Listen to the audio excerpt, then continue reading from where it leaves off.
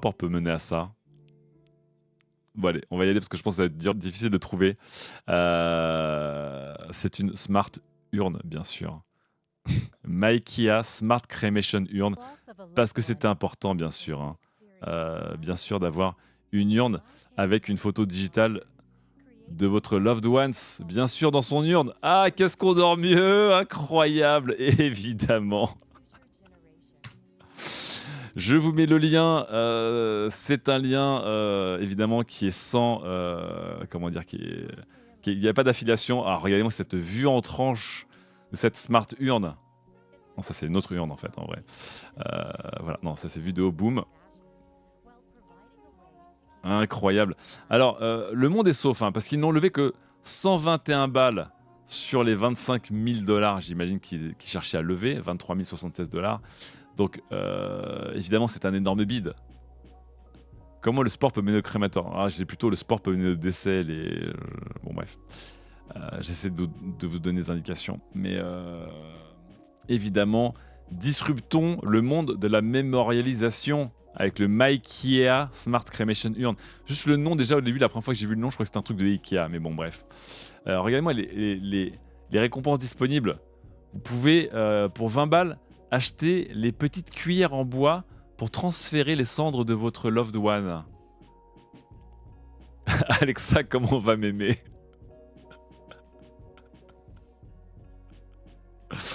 À monétiser les cendres d'un mort, dit l'animalito. Bah après, c'est le business de toutes les pompes funèbres en vrai, hein. Qui veut acheter les petites cuillères là? Par 3, on peut les acheter ensemble, comme ça on peut se diviser par 3 dans le Discord des Kings là. On peut en acheter 3 d'un coup, ça peut nous baisser les frais de port, hein.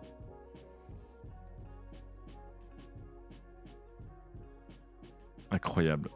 Voilà, écran haute définition tactile, construction durable, j'espère, bien sûr. Il y a une carte mémoire, un lecteur de carte mémoire et une batterie, évidemment, pour votre petit cadre numérique. Et évidemment, un stockage pour les cendres de papy.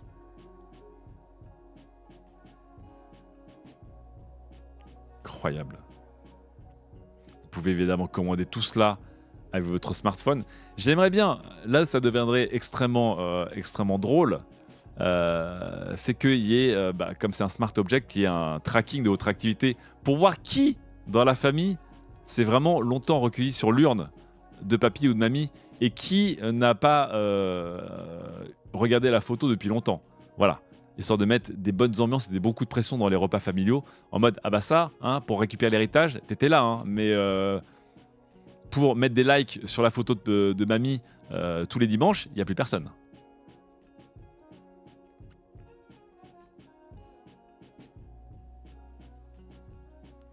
Différentes couleurs, magnifiques, hein.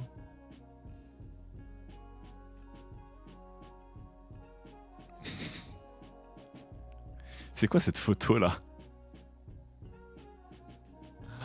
Bon bref, 500 balles sinon bien sûr, hein, parce que je vous rappelle que dans le business de la santé ou de la fin de la santé, on n'est jamais à ça près. 500 balles le Tupperware avec un cadre numérique devant, mais bon, pourquoi pas.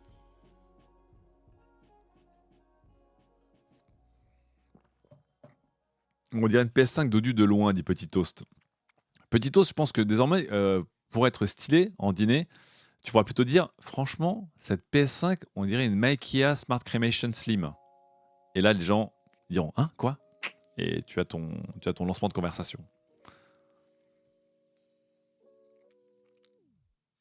Bon, je suis team blanc, hein, évidemment, c'est beaucoup mieux dans un intérieur, hein. Écoutez, regardez, mon clavier est blanc, mon support de clavier est blanc, ma souris est blanche, ma Rodecaster Duo est blanche. J'ai envie d'avoir un petit côté clair sur mon bureau en ce moment, donc je pense que je vais prendre le blanc, moi. Je sais pas pour vous, mais... Ils n'ont pas un modèle pro. Peut-être, avec du ray tracing sur le rendu photo, bien sûr. Oh, pépère. Pépère, évidemment, ça fait...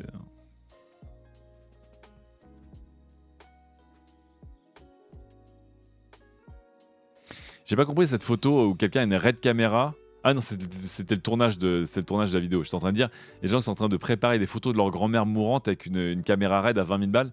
J'étais en mode, qu'est-ce qui se passe? Oh, j'avais pas vu la... Oh là là là là là là là là. Non, c'est pas possible, c'est un faux. Customize Earn, our ultra-exclusive Legacy Visionary Edition is reserved for icons and disruptors of the world, inspired by visionaries such as Bill Gates, Warren Buffett, Jeff Bezos, Elon Musk and more. Non, non, attendez. Est-ce que je suis en train de me faire troller? Non, parce qu'il n'y a pas de troll sur Kickstarter. Il n'y a pas de troll possible sur Kickstarter en vrai.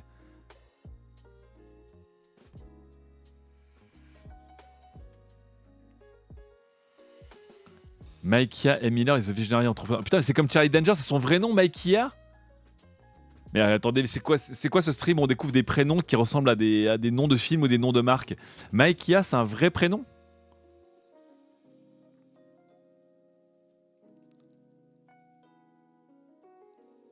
Putain. Peut-être qu'on va m'apprendre que... Non, ça se prononce à la française comme Charlie Danger.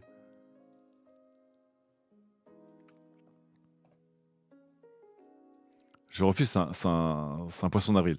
Non, franchement, un poisson d'avril sur une urne funéraire, ce serait très mauvais goût. Hein.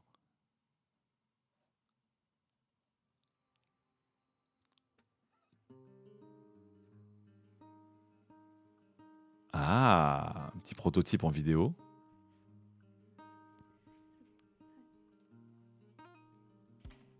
Hmm. Voici votre dernière demeure.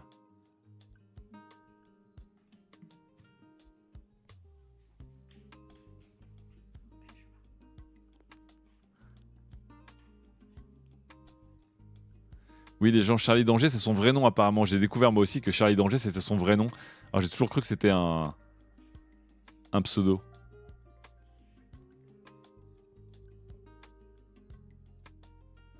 What you want about the home page, what you prefer, then we can update it. So here you can double click. You will go this. Pour cette interface. You can choose. Je suis trop content de savoir que peut-être que ma dernière demeure pour l'éternité, c'est un truc qui sera pas mis à jour. Ouais, qui aura à peu près 8 mois de suivi logiciel. Mikea Miller. Mikea Miller is a visionary afterlife care entrepreneur.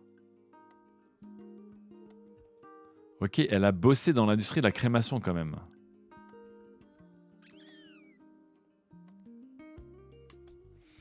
La technologie derrière le truc, c'est le Kermit. Putain, les Américains, ils adorent les acronymes de merde. Technology stands for Keep Safe Remembrance Memorization Technology. Non mais, je suis en train de me dire que c'est un fake, c'est pas possible.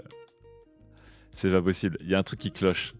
C'est beaucoup trop drôle. C'est beaucoup trop drôle pour être vrai. Après, vous savez, les ricains, ils adorent les acronymes de merde. Quitte à faire ce qu'ils peuvent, il faut que ça fasse un acronyme stylé, ils le feront, les Américains. Ils adorent ça. Donc, le Kermit, là, c'est complètement possible.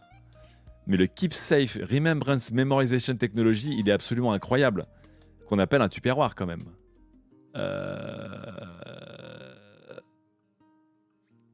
Non, mais attendez, il y a un truc qui cloche. Est-ce que cette femme est réelle ou pas? Bon, bref. On est lundi, je reviens sur Rack, je suis fatigué, j'ai peut-être droit à l'erreur, mais que je sache, il n'y a jamais eu de poisson d'avril sur Kickstarter, hors de peut-être Kickstarter qui fait un poisson d'avril eux-mêmes sur leurs réseaux sociaux, mais généralement quand il y a un projet sur Kickstarter, c'est qu'il a été validé et qu'il est là, quoi.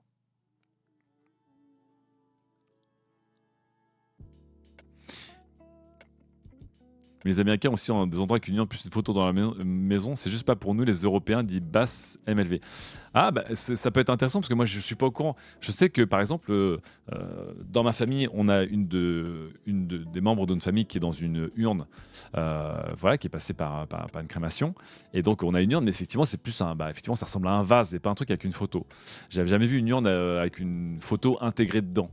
Donc, est-ce que c'est un usage plus américain ou anglo-saxon, peut-être? Bref. Buzuc qui dit tu mets là-dedans, je me transforme en poltergeist et je rentre la maison pour me venger. Oui, mais si tu te transformes en poltergeist, il y aura une alerte sur mon truc, sur mon smart cremation urn. Euh, donc on le saura si tu tentes de nous troller. Hein, mamie? Reste bien au chaud là, reste bien sage. Hein. Oh, c'est affreux la mamie, on dirait qu'elle est en train de regarder les contours de sa maison. Voilà, c'est ça le plafond maintenant? Bon, moi je suis dans 22 cm3. Ah, ce regard, il me hante. Le regard de mamie, il me hante. On dirait qu'elle est enfermée dedans, c'est affreux.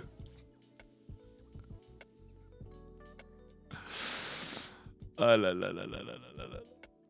Pourquoi ça clignote demande Everval? Je sais pas. Peut-être parce qu'ils te disent il n'y a plus de batterie, il faut recharger le truc. Ou peut-être pour dire bah, mamie est en mode poltergeist. Alerte, mamie est en mode poltergeist, je répète. Imaginez les notifications les plus creepy possibles sur votre smartphone.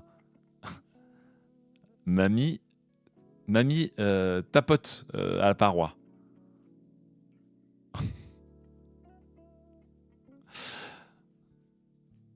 Bon voilà, je m'étais dit, ça faisait longtemps qu'on n'avait pas fait un... ça faisait longtemps qu'on n'avait pas fait un stream de tech. C'était important d'en discuter ensemble. Hein, voilà.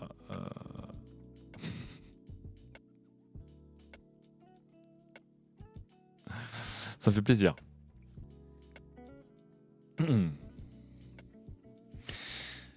Je vous remets le lien de ce Kickstarter absolument magique. Vous pourrez peut-être mener l'enquête et me dire en fait, j'ai bien regardé l'âme, c'était du fake. Et je pense que je serais presque rassuré que ce soit du fake en vrai.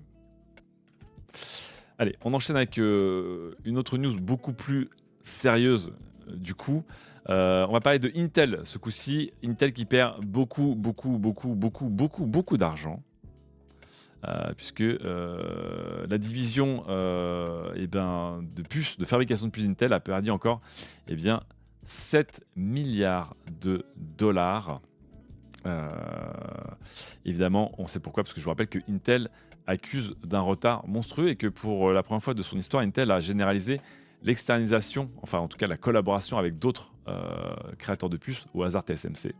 Donc pour, évidemment pour le PDG d'Intel, c'est tout à fait normal, hein, il s'en est pas caché, il a dit voilà, Pat Gelsinger, qui je vous rappelle était le PDG d'Intel, qui est parti et qui est revenu pour redresser Intel, explique Intel est un peu à la traîne, on est en train d'un peu d'essuyer les plâtres, ça ira mieux bientôt, mais ça fait un peu mal quand même.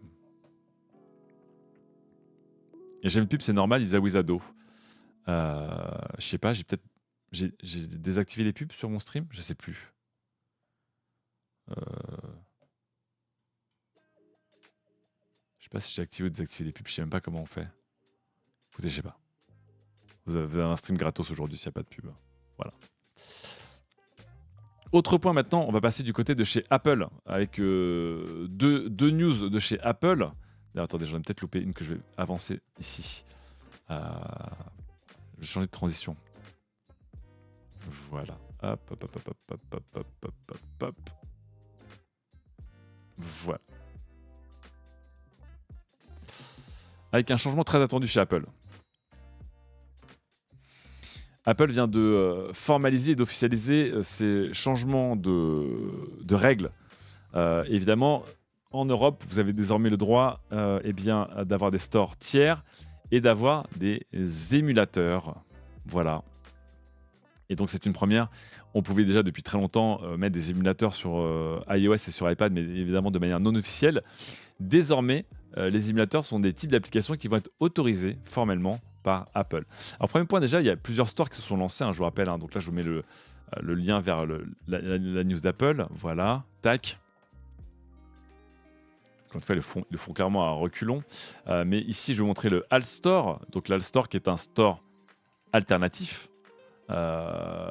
qui s'est lancé évidemment dans la foulée de l'assouplissement des règles d'Apple, notamment en Europe. Qui va vous permettre de télécharger notamment au hasard Delta, qui, vous le voyez, est un émulateur Nintendo global, Dolphin, que les gens connaissent très très bien depuis des années maintenant, parce que Dolphin, GameCube et Wii. Et tout ça de manière légale. Il n'y a pas à jailbreaker votre iPhone, hein. C'est nouveau. Même si, pour les premières personnes qui ont tenté de télécharger ces stores parallèles, vous vous rendez compte que ça reste un peu galère et que évidemment le process pour télécharger une application n'est pas aussi fluide et simple que dans l'App Store, c'est normal, mais c'est légal désormais. Je pense dans un moment où les gens qui s'amusaient à jailbreaker leur iPhone, c'est une pratique qui s'est vraiment effondrée. Ça se faisait beaucoup le temps de l'iPhone 3G, 3GS. Et ensuite, avec l'iPhone 4, eh bien, ça s'est vraiment largement écroulé. D'ailleurs, je ne sais pas si dans le chat, il y a des gens qui ont jailbreaké leur iPhone là.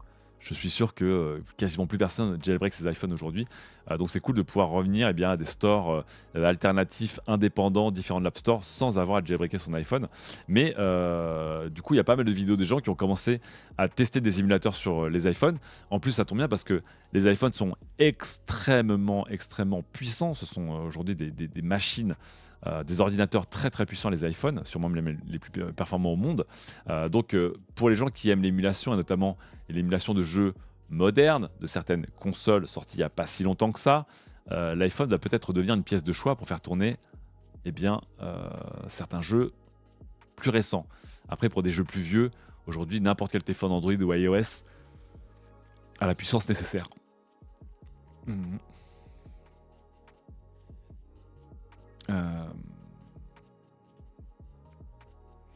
Comment ça se fait que ça se soit effondré le jailbreak d'iPhone, dit Rems94? Parce que, encore une fois, la plupart des gens qui jailbreak, c'est pour se rendre la vie plus pratique, pour avoir accès à d'autres choses, des fois faire des économies d'argent. Mais globalement, lorsque l'App Store est arrivé, globalement, l'expérience était très bonne pour beaucoup de gens. Et c'était assez pour dire, je vais pas jailbreaker mon téléphone qui pourrait casser la garantie, qui pourrait créer des bugs, des crashs, des pertes d'informations, des problèmes de mise à jour, etc. Donc, toujours pareil, dans le jeu les inconvénients par rapport aux avantages, le jailbreak est devenu quelque chose qui n'intéressait plus grand monde. Il y a toujours des gens qui jailbreak leurs iPhones, mais c'est devenu extrêmement minoritaire. On peut faire un petit sondage dans le chat. Hein. Je parle pas d'Android, ou de toute façon sur Android, les gens ils piratent comme des oufs, mais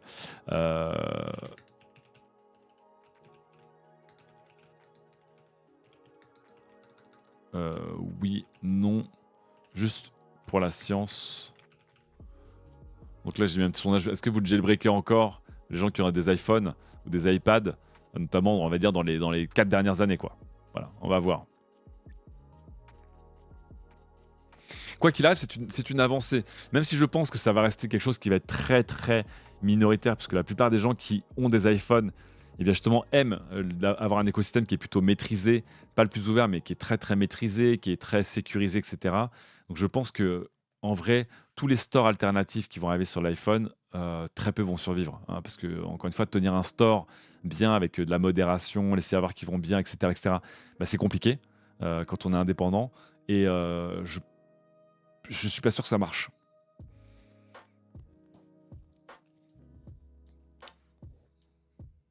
Moi, je me rappelle à l'époque de l'iPhone 1, j'ai passé des journées à jailbreaker, pas des journées, mais j'ai passé 2-3 jours complets à jailbreaker des iPhones pour des potes, ouais, tout à fait. Donc après, effectivement, il y a BassMLV qui parle des autres stores, mais qui sont des stores dans des jeux comme Fortnite par exemple. Ça, je pense que ça va marcher. Mais quand je vous parle de store, c'est juste un store lui-même, une application store, j'y crois pas. Par contre, effectivement, utiliser xCloud de Microsoft avec des DLC à l'intérieur, évidemment payer vos abonnements sur Spotify ou sur Netflix, ou acheter des V-Bucks sur Fortnite, oui, ça, ce sont de certaines manières des stores tiers dans iOS. Mais là, je parlais plus de stores dédiés, qui était vraiment une app de store pour télécharger d'autres applications ou des applications autrement que sur l'App Store.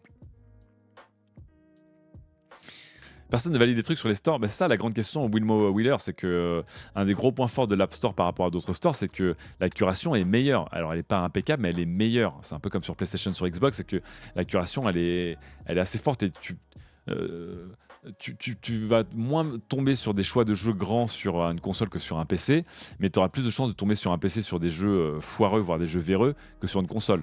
Là, c'est pareil avec, d'une certaine manière, avec l'App Store par rapport à d'autres stores, on va dire, indépendants ou alternatifs. Donc c'est ça la question, c'est que je pense que symboliquement, c'est important de dire qu'on peut avoir d'autres stores dans iOS et qu'Apple ne doit pas interdire cela. Mais par contre, je ne crois que très peu à leur réussite commerciale. Voilà, vous êtes 91% dans le chat à ne pas jailbreaker votre appareil Apple et vous êtes 9%, vous êtes 3 à jailbreaker encore. Bref. Salut Kachandrick, merci pour ton gentil mot.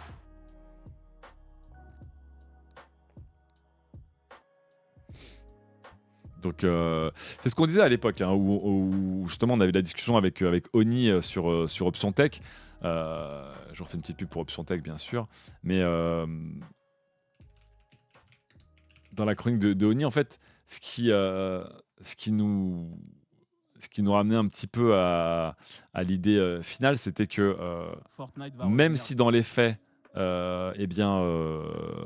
Apple va devoir assouplir sa position, enfin, dans les faits, dans la théorie, Apple va devoir assouplir sa position. Dans les faits, je pense que la plupart des gens qui sont dans les écosystèmes Apple, ils sont très très contents de l'écosystème Apple et ils veulent l'écosystème Apple et ils veulent la protection au prix de la liberté là-dessus. Un peu comme les consoles, hein, je vous le dis. Hein. Donc voilà. C'est-à-dire qu'Itch.io pourrait proposer d'installer des jeux sur iPhone, dit Mo Wheeler. Oui, tout à fait, en théorie, on pourrait. Tout à fait. Tout à fait. Top la chronique d'Oni. Bah, Oni, il est fort. Hein. Oni, il est très fort. Il connaît bien son taf. 2 secondes.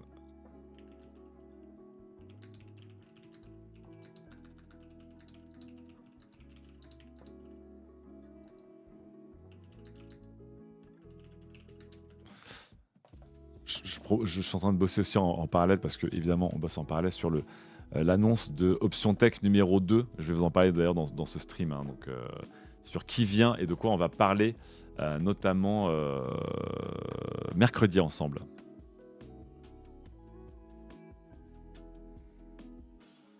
Que je retrouve mes messages private.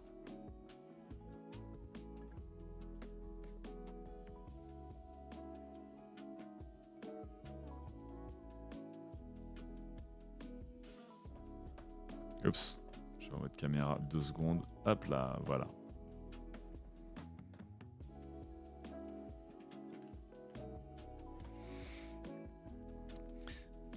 On connaît déjà l'intervenant de Cénoten. Comment ça? Comment ça, vous connaissez déjà? J'ai annoncé personne encore pour après-demain. Bref. Autre point aussi dont je voulais vous parler autour d'Apple.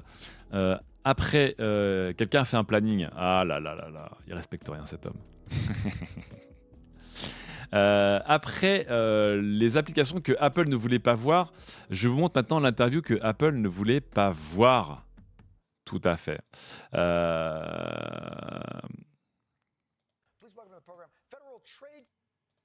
Et on va reparler ici de segment de Jon Stewart sur l'intelligence artificielle. Il a pu parler d'intelligence artificielle, évidemment, avec le ton qu'on connaît, hein, qui est un ton qui est beaucoup déçu. Voilà.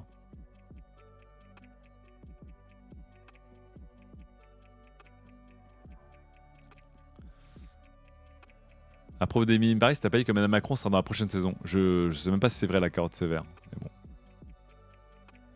Allez, on enchaîne. Du coup, allez voir cette interview de Lina Khan par Jon Stewart. On va passer à l'espace maintenant. Ah yes, un peu d'espace. Pourquoi un peu d'espace? Parce que des petits véhicules. La NASA vient de lancer son programme de véhicules lunaires. Là, on passe du coq à l'âne. Hein. On passe complètement du coq à l'âne, mais voilà.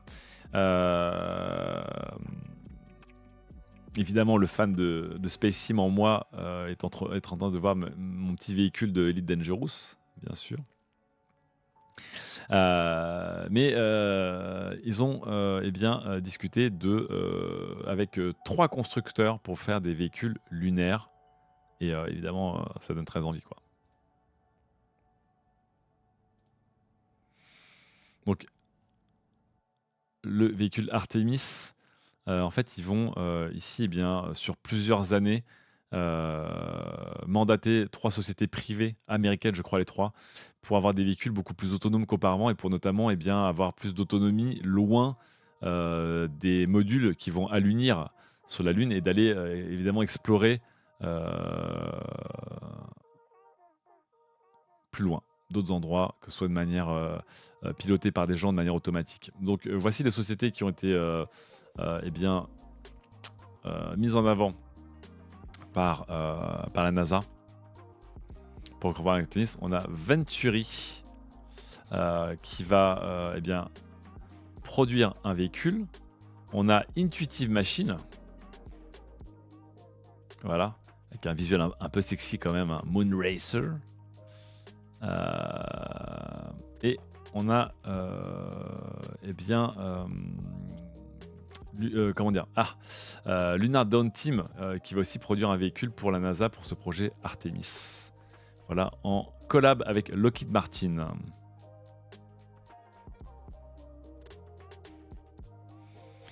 Donc là, le but du jeu, c'est vraiment d'aller beaucoup plus loin là-dessus. C'est marrant parce que sur ce truc 3D, j'ai l'impression qu'ils ont créé une route. Ils ont créé une route sur la Lune, plus lisse. Vous avez aussi notamment de près, pour le sens du détail, les fameux pneus sans air, parce que ce sont plutôt des structures en 3D qui permettent de rouler sans air. C'est quelque chose qui a été beaucoup exploré par la NASA, puisque gonfler un pneu avec de l'air sur Mars ou sur la Lune, c'est un peu compliqué par rapport à la Terre. Mais vous voyez ici ces pneus un peu nouvelle génération, là, voilà.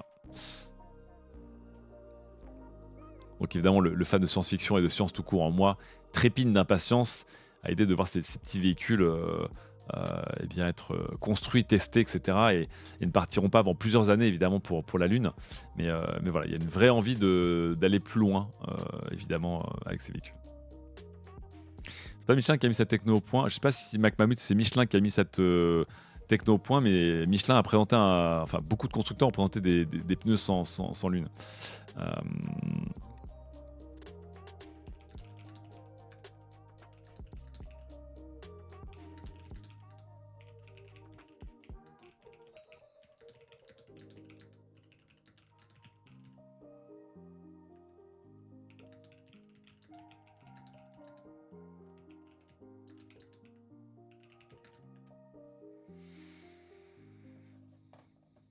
Goodyear aussi, ouais.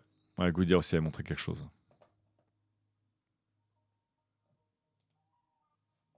Ça donne envie.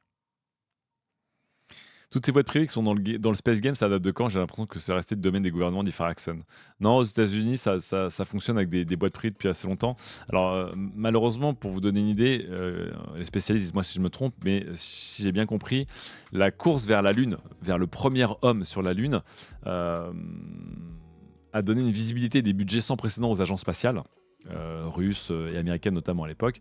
Et en fait, pour beaucoup, au moment où Neil Armstrong a posé le pied sur la Lune, ça signait le top, on va dire, de marché, pour parler comme des traders. Et après, l'intérêt pour les programmes spatiaux s'est beaucoup affaibli dans les années qui ont suivi derrière. Parce que les États-Unis, qui avaient perdu la course au premier homme dans l'espace, parce que c'était les Russes qui l'avaient emporté, avaient remporté la course au premier homme sur la Lune. D'ailleurs, allez voir la série sur Apple TV+, For All Mankind. Et après, pendant longtemps, la NASA a subi une grande crise d'invisibilisation de leur projet qui intéressait moins les gens. C'était moins spectaculaire que de mettre un homme sur la Lune. Il y avait moins une course technologique, scientifique, militaire et un soft power qui allait avec. Et donc, la NASA a longtemps retombé un petit peu derrière. Voilà. Et ces dernières années, le renouveau de la NASA et même d'autres agences s'est fait aussi avec des entreprises privées qui essaient de repenser le business de l'espace. SpaceX en tête, bien sûr, mais ce ne sont pas les seuls. Et après, de toute façon, les agences gouvernementales, elles bossent aussi avec des entreprises privées, puisque les clients de beaucoup d'agences gouvernementales, ce sont des entreprises privées, puisque on met en orbite des satellites de télécommunications, de GPS par exemple. Donc voilà, il y a toujours une collaboration ou un écosystème entre le privé et le public dans le marché de l'espace. Mais c'est vrai que ces dernières années, notamment SpaceX, a révolutionné le business en devenant un des fournisseurs numéro 1 de la NASA sur leur technologie. Et voilà. Et après, il y a eu plein d'appareils qui ont été dans la Lune qui venaient de boîtes privées, parce que je vous ai parlé il y a 2 semaines de Nikon qui va renvoyer un appareil photo sur la Lune, mais il y avait aussi à l'époque Hasselblad. Donc ça en soi, c'est pas nouveau. Mais les boîtes privées ont pris de la place ces dernières années, si je ne m'abuse. C'était plus facile, on va dire, c'était plus facile, plus flexible pour les gouvernements d'ouvrir plus le marché spatial. Voilà. Surtout à cause du désastre de la navette Challenger que tout a été arrêté. Toto 25 cm, possible, mais beaucoup de gens acte l'alunissage et Neil Armstrong comme le top en termes d'intérêt public et donc de fonds publics et d'attention sur les programmes spatiaux. Voilà.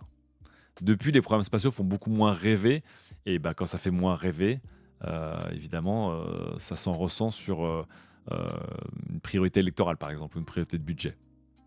C'est voilà. Salut Pacify 68 000, je te mets le lien dans le chat, tu tapes !! émission, parce que j'ai pas mis...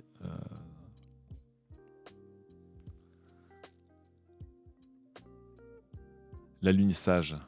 On dit pas alunissage?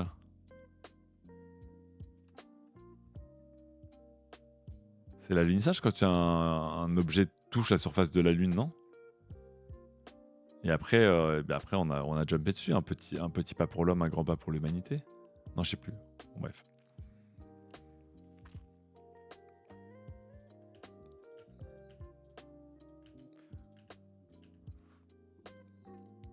Alors.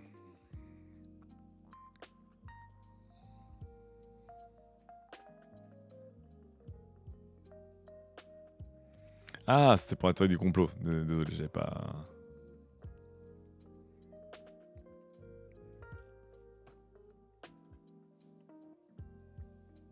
Hop, Greenmundo dans le chat qui nous envoie le rythme de croissance du budget de la NASA sur Wikipédia. Donc, je crois que l'alunissage, c'est 69, non? 69, je crois. Donc, une croissance qui est à partir de 74-15 était sur une stagnation, c'est-à-dire qu'on était à 1% de croissance, c'est évidemment pas ouf. Mais bon, bref.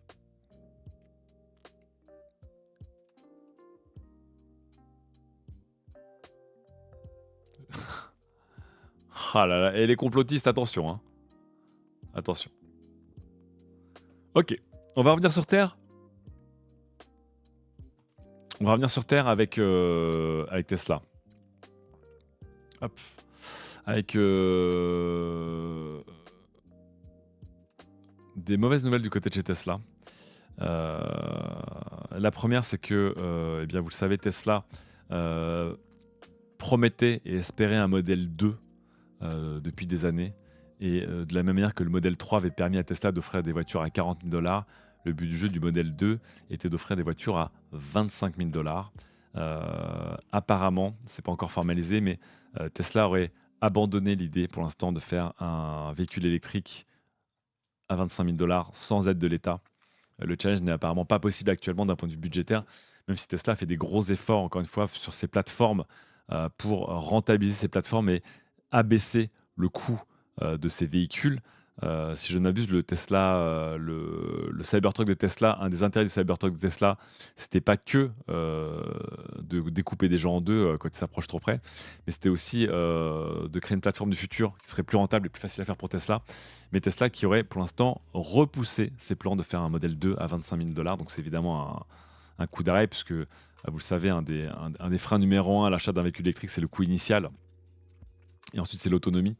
Et donc là, quand on voit le succès qu'a été le modèle 3 et le modèle Y, je pense qu'un modèle 2 aurait tout pété. Aurait vraiment tout pété. J'ai vu qu'il paraît que c'est encore flou. Oui, c'est pour ça que je vous dis que c'est vraiment... Je vous dis que c'est pas formel. C'est pas formel. Mais pour l'instant, on n'est pas... C'est pas bon signe pour le modèle 2 de Tesla.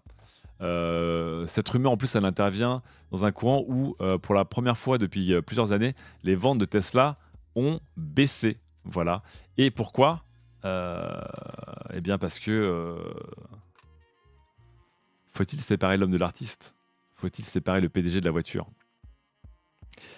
Bref, comme je vous l'avais dit, eh bien les dernières études notamment sont sorties au moment où Tesla a annoncé pour la première fois une baisse de vente de ses véhicules d'un point de vue quantitatif. C'est que, évidemment, l'intérêt des acheteurs et des acheteuses, notamment aux États-Unis pour Tesla, est en train de baisser à mesure que la réputation d'Elon Musk est en train de se dégrader. Et comme je vous le disais souvent, quand une entreprise a comme mascotte son PDG, comme Steve Jobs par exemple, et autres, eh bien des fois votre PDG peut être la locomotive ou le poids mort de votre croissance ou de vos ventes. Et donc, je vous l'avais dit notamment, eh bien, pendant longtemps, Tesla a beaucoup attiré dans sa clientèle des riches démocrates, on va dire, donc des gens qui avaient des démocrates CSP+, donc qui sont plutôt progressistes et qui ont plutôt des moyens et qui voulaient une belle voiture, mais une voiture écologique. Donc pendant longtemps, ça a été un peu le cœur de cible de Tesla. Il s'avère que le PDG de Tesla a beaucoup changé ces dernières années. Voilà, je ne vais pas vous chroniquer toutes ces prises de position, les scandales, les dramas autour d'Elon Musk. Mais surtout, Elon Musk, aujourd'hui, c'est clairement déporté sur le spectre politique et spectre sociétal vers un pro-Trumpisme, anti-wokisme et aussi un peu de complotisme, histoire de faire l'entrée plat dessert, qui irrite beaucoup de gens. Et comme Elon Musk est un PDG extrêmement visible, et qui incarne ces entreprises plus que beaucoup d'autres boîtes, puisque encore une fois, citez-moi le nom des PDG de Stellantis, de Ford ou de Geely, personne ne les connaît, mais évidemment, Elon Musk est un personnage désormais public qui a dépassé le cadre de la tech. Mais donc voilà, la chute, on va dire, d'Elon Musk ces dernières années en termes de réputation et de popularité entraîne aussi potentiellement eh bien, la chute de Tesla à un moment où en plus eh bien, la concurrence s'est largement organisée et que désormais, Tesla, c'est plus 2018 où ils étaient seuls au monde. En 2024, il y a des très bons véhicules électriques qui viennent de chez Volkswagen, de chez Hyundai, de chez enfin, groupe Volkswagen, donc ça veut dire aussi Audi et autres. Et donc Tesla n'est plus seul. Tesla, le dernier véhicule qui sont sortis, le dernier vrai véhicule qui sont sortis ces 5 dernières années, bah, c'est un Cybertruck qui est extrêmement polarisant et qui divise beaucoup et qui est très américain sur le marché. Et un modèle 2 qui aurait pu être extrêmement attirant, eh bien ce modèle 2 ne sortira pas tout de suite. Voilà.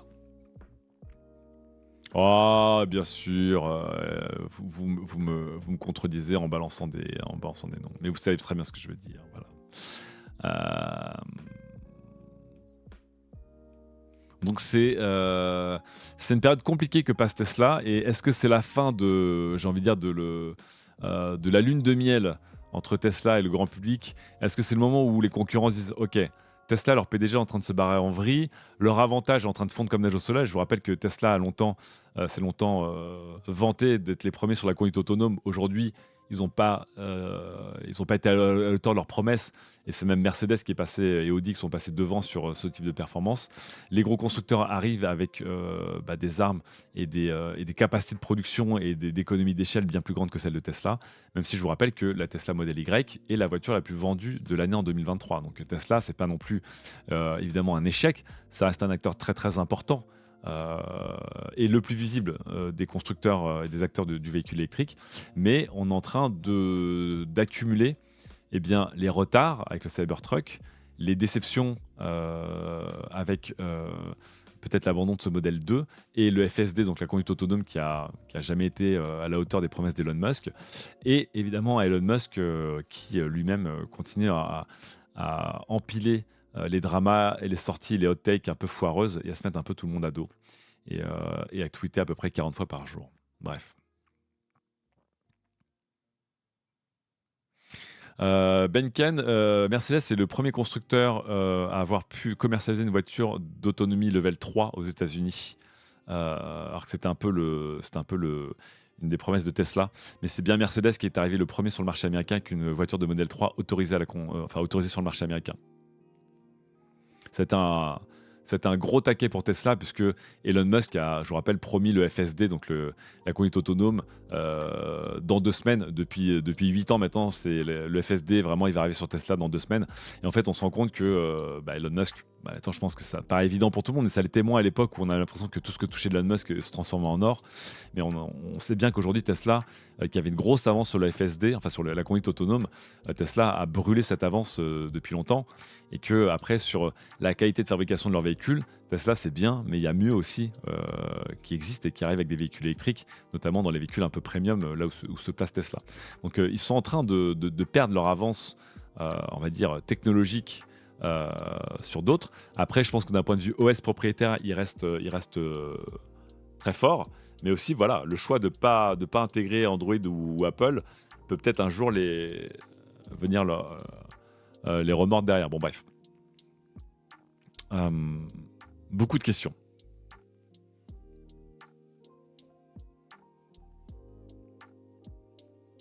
beaucoup de questions. Et oui, il y a des choix technologiques tout à fait noupi nop nop, puisque notamment Elon Musk a décidé que le LIDAR, qui est le radar laser utilisé par toute l'industrie des véhicules autonomes, il n'en avait pas besoin sur les Tesla, et qu'effectivement, juste avec des caméras optiques et du très bon logiciel, il ferait mieux qu'avec du LIDAR. Bon, après, je m'y connais pas assez bien pour savoir s'il a eu raison ou pas, mais voilà. Bref, 10 ans plus tard, les choses ont changé quand même. Hein. J'ai pas parlé d'Open Pilot, Marcel Patulacci. J'irai me renseigner.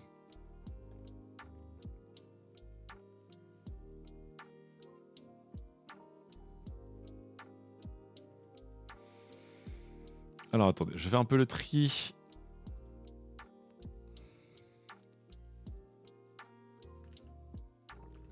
Dans mes news.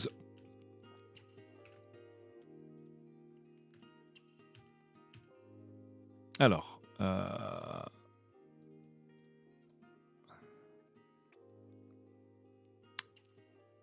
j'ai plus le nom, putain. 2 secondes.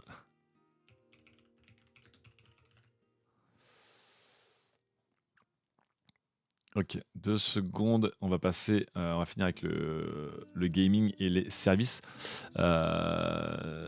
Juste avant, je fais une petite pause où je m'étais préparé un petit déjeuner ce matin.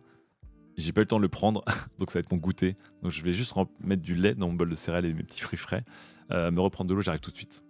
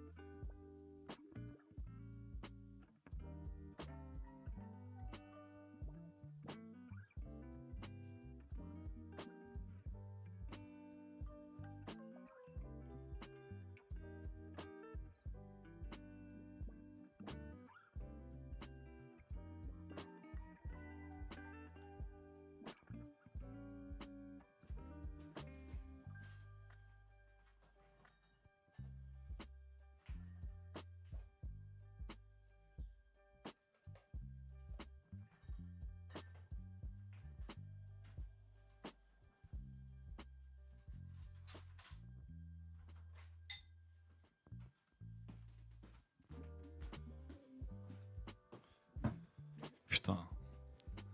15h30 en pyjama, en train de manger un bol de céréales. J'ai l'impression que c'est mon moi étudiant qui a repris le dessus. Ah non, elle est de retour. Ah bonjour, Artie. Ri. Je me cache. J'étais en train de vivre ma meilleure vie d'étudiant parce que je mange mon petit déj et mon bol de céréales à 15h30 en pyjama. Ça va bien, Artie. J'espère que ça va bien toi. J'étais ravi de te rencontrer sur le marathon. On a longuement parlé de Furax aujourd'hui. On a bien débrief de Furax à l'échelle personnelle comme à l'échelle de l'événement. Mais Artillerie, super streameuse. Vraiment, c'était top. C'était top. Mais j'ai un peu peur si un jour on fait des streams ensemble et des jeux ensemble. Je pense que tu vas dire trop de trucs et je vais rien comprendre et je vais complexer à mort. Quelle progression au skill de démineur. Oui, c'est le seul endroit, c'est mon safe space le démineur par rapport à artillerie lourde. C'est mon seul endroit où je me sens souverain encore, le démineur. Mais j'espère que tu vas bien et j'espère aussi que tu te remets bien de la fameuse la redescente quoi. Enfin, on en a beaucoup parlé en début de stream, mais la redescente d'adrénaline, la redescente d'ocytocine. Le petit FOMO de dire ah putain j'ai loupé ça ou j'aurais voulu faire ça, etc. L'enthousiasme de dire putain c'était cool d'en faire partie, les complexes de dire putain il y en a qui ont fait mieux ou il y en a qui ont fait des choses, etc. Bon, bref, très intense, je trouve mentalement et moralement de faire ce genre de choses. J'ose même pas imaginer pour les créateuristes de Furax aussi le roller coaster physique et, mental que c'est, mais ouais. 15h30 en pyjama, en train de manger un bol de céréales et mon bol de céréales à 15h30 en pyjama. Ça va bien, Artillerie. J'espère que ça va bien toi. J'étais ravi de te rencontrer sur le marathon. On a longuement parlé de Furax aujourd'hui. On a bien débrief de Furax à l'échelle personnelle comme à l'échelle de l'événement. Mais Artillerie, super streameuse. Vraiment, c'était top. Ah là là.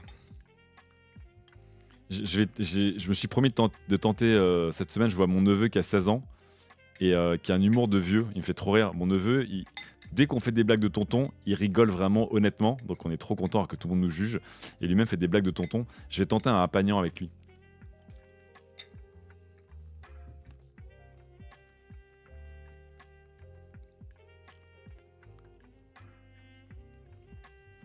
Ma nièce va me juger parce que ma nièce va me juger. Mais mon neveu, je pense que ça peut être cool.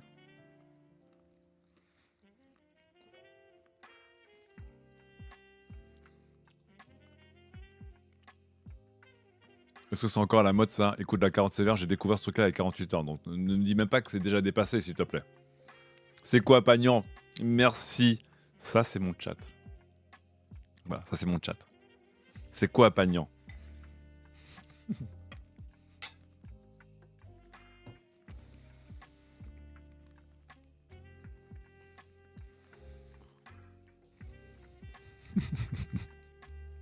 C'est un mousquetaire.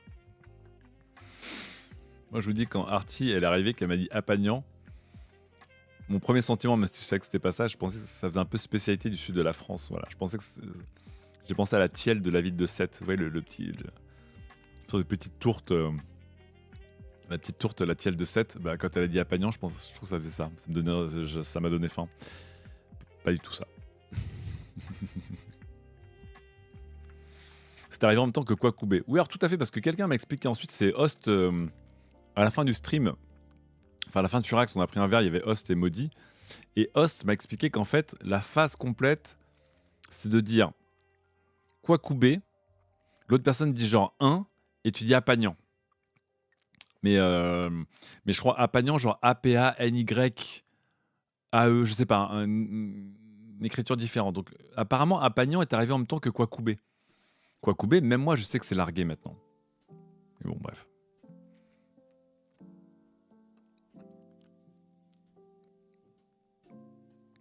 Tout à fait. Donc tu vois, je me rends compte maintenant, Arctic, je suis doublement largué parce que du coup, j'ai passé tout Furax à dire « Hey, il y a un nouveau truc, c'est Apagnan ». Alors qu'en fait, c'est vieux comme Kwakubé, quoi. Donc je suis assez vieux pour avoir cru que Apagnan, c'était un successeur spirituel de Kwakubé, alors qu'en fait, c'est même période de l'histoire, finalement.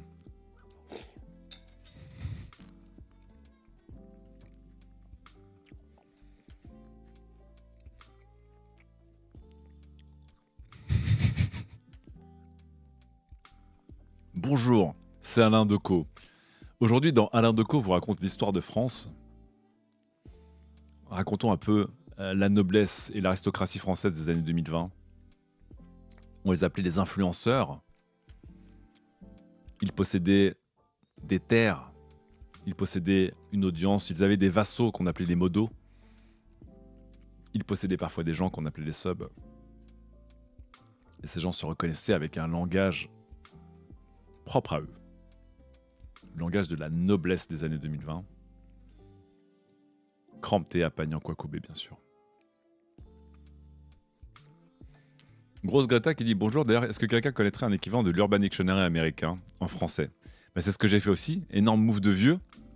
J'ai tapé Apagnan signification et je suis tombé sur un site de vieux parce que regardez même l'URL. Hein. Apagnan.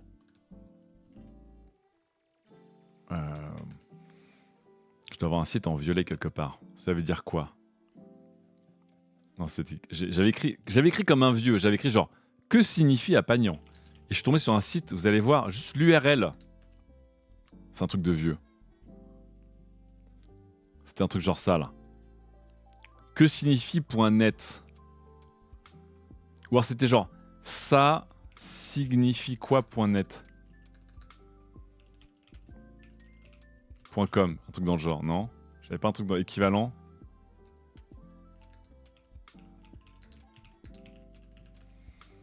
Et déjà, quand vous avez des URL avec des tirets partout, ah, ça veut dire quoi .com? Déjà, je pense que quand vous allez sur une URL, parce que là, l'URL, c'est ça-veut-dire-quoi.com, une URL avec des tirets, je pense que c'est déjà un niveau de vieillisme vénère. Voilà. Donc évidemment, pendant Furax, j'ai eu le malheur d'écrire que signifie Apagnan. Je suis tombé sur un site dont l'URL elle-même était boomer. J'étais dans la méta, quoi. C'est bien parce que du coup, je découvre bzez et ce que. Je veux même pas savoir ce que ça veut dire. Je veux même pas savoir ce que ça veut dire. Ça suffit. Laissez-moi manger mon bol de céréales de 15h30 en pyjama, comme si j'étais, moi aussi, un étudiant en Langzo.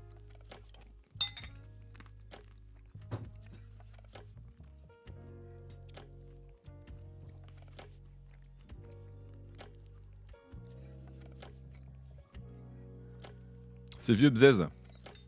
Pas mal les bzez, je veux même pas savoir.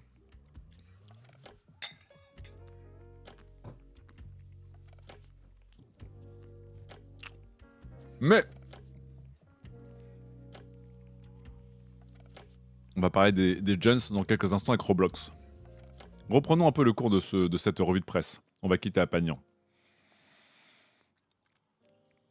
Je vais vous parler de, même pas de vieux, mais de morts. Je veux pas de jeunes morts.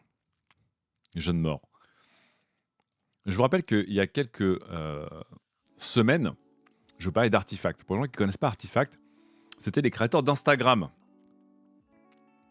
Ok, Instagram. Je pense qu'Instagram est le seul réseau social qui est à la fois cool pour les plus de 30 ans et cool pour les moins de 30 ans. J'ai l'impression que ça reste une application qui, elle pèse, elle est pertinente, elle n'est pas larguée, etc. Et que j'ai l'impression qu'Instagram a le spectre d'âge le plus large de tous les réseaux sociaux. Donc vous voyez, genre, il y a LinkedIn et Facebook pour les vieux ou les jeunes qui doivent faire vieux. Il y a Snap, TikTok pour les jeunes ou les vieux qui veulent faire jeunes. Et au milieu, il y a Instagram qui, je pense, Instagram, j'ai l'impression que c'est utilisé quand tu as moins de 20 ans et c'est utilisé quand on a plus de 40, quoi, globalement. Il n'y a pas beaucoup d'applications, il n'y a pas beaucoup de réseaux sociaux à haute fréquentation qui ouvrent un spectre aussi large qu'Instagram. Bref. Maintenant, je vous parle d'Artifact. Donc non, c'est pas le jeu foiré de Valve, malheureusement. On a cru qu'à un moment, Valve allait sortir un vrai concurrent à Hearthstone, mais malheureusement, ils sont plantés. Non. Artifact, c'était quoi? C'était une application qui m'intéressait beaucoup parce que pour moi, qui fait énormément de veille de contenu toute la journée, Artifact, donc créé par les Kevin Systrom, entre autres, donc le créateur d'Instagram qui a pris ses milliards et qui s'est cassé,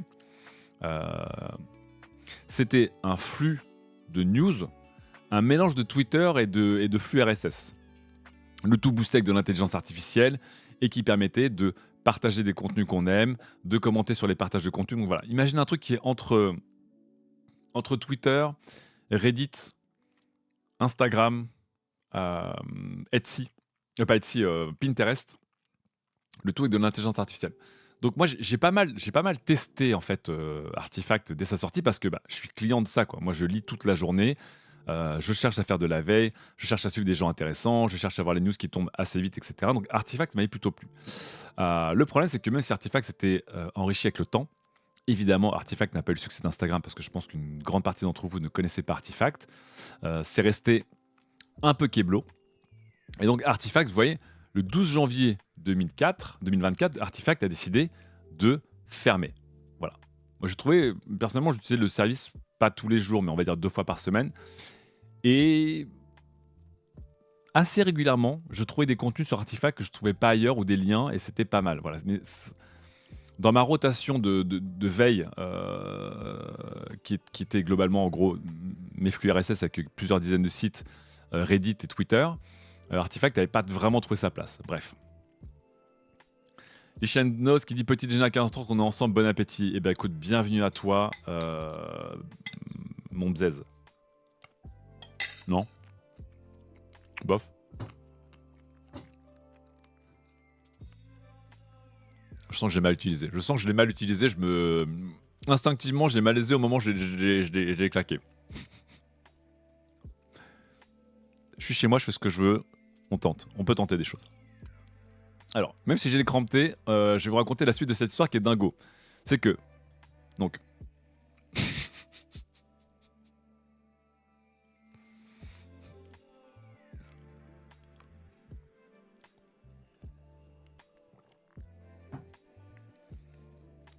Bonjour, dit Mehmet Sama. Tu devrais regarder la définition avant d'utiliser. Le jugement de Mehmet Sama est très dur, mais il est vrai. Mais bon. Je vous parle du coup d'une start-up, d'un réseau social qui s'est lancé et qui s'est effondré.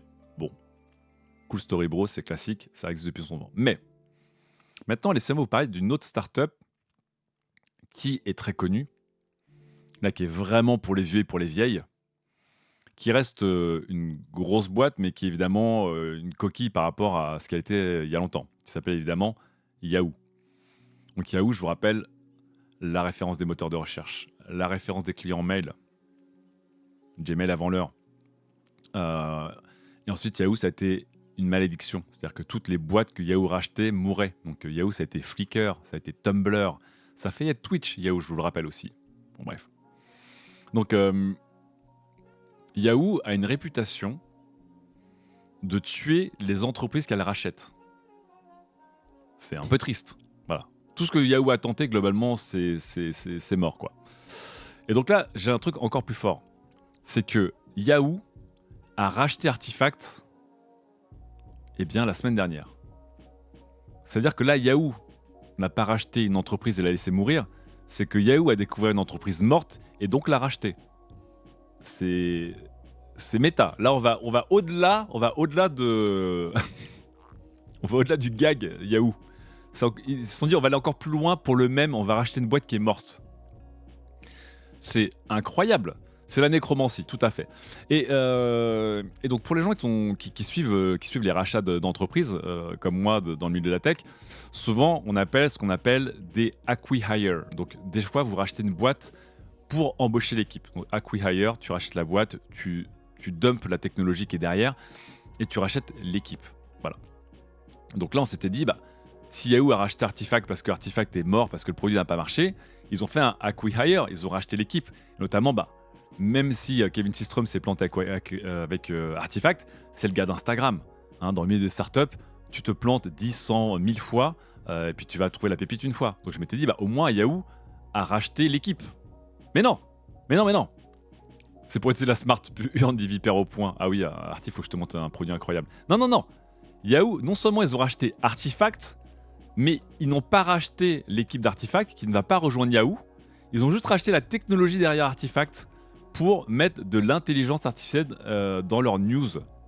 Voilà. Parce que Yahoo, en 2024, se sont dit, tiens, nous aussi, on va commencer à se hyper sur l'intelligence artificielle.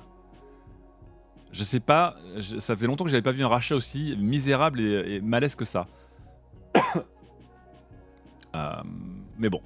Après, pour les gens qui ne savent pas, Yahoo est un géant dormant, mais ça reste un géant. Ça veut dire qu'il y a beaucoup de gens qui continuent à utiliser Yahoo, et notamment Yahoo Mail reste un gros client mail, même si le renouvellement n'est pas énorme. Mais beaucoup de gens qui ont commencé Yahoo Mail il y a 20-25 ans sont sur Yahoo Mail. Et Yahoo News, notamment les news via Yahoo, reste aussi un gros portail de news. Voilà.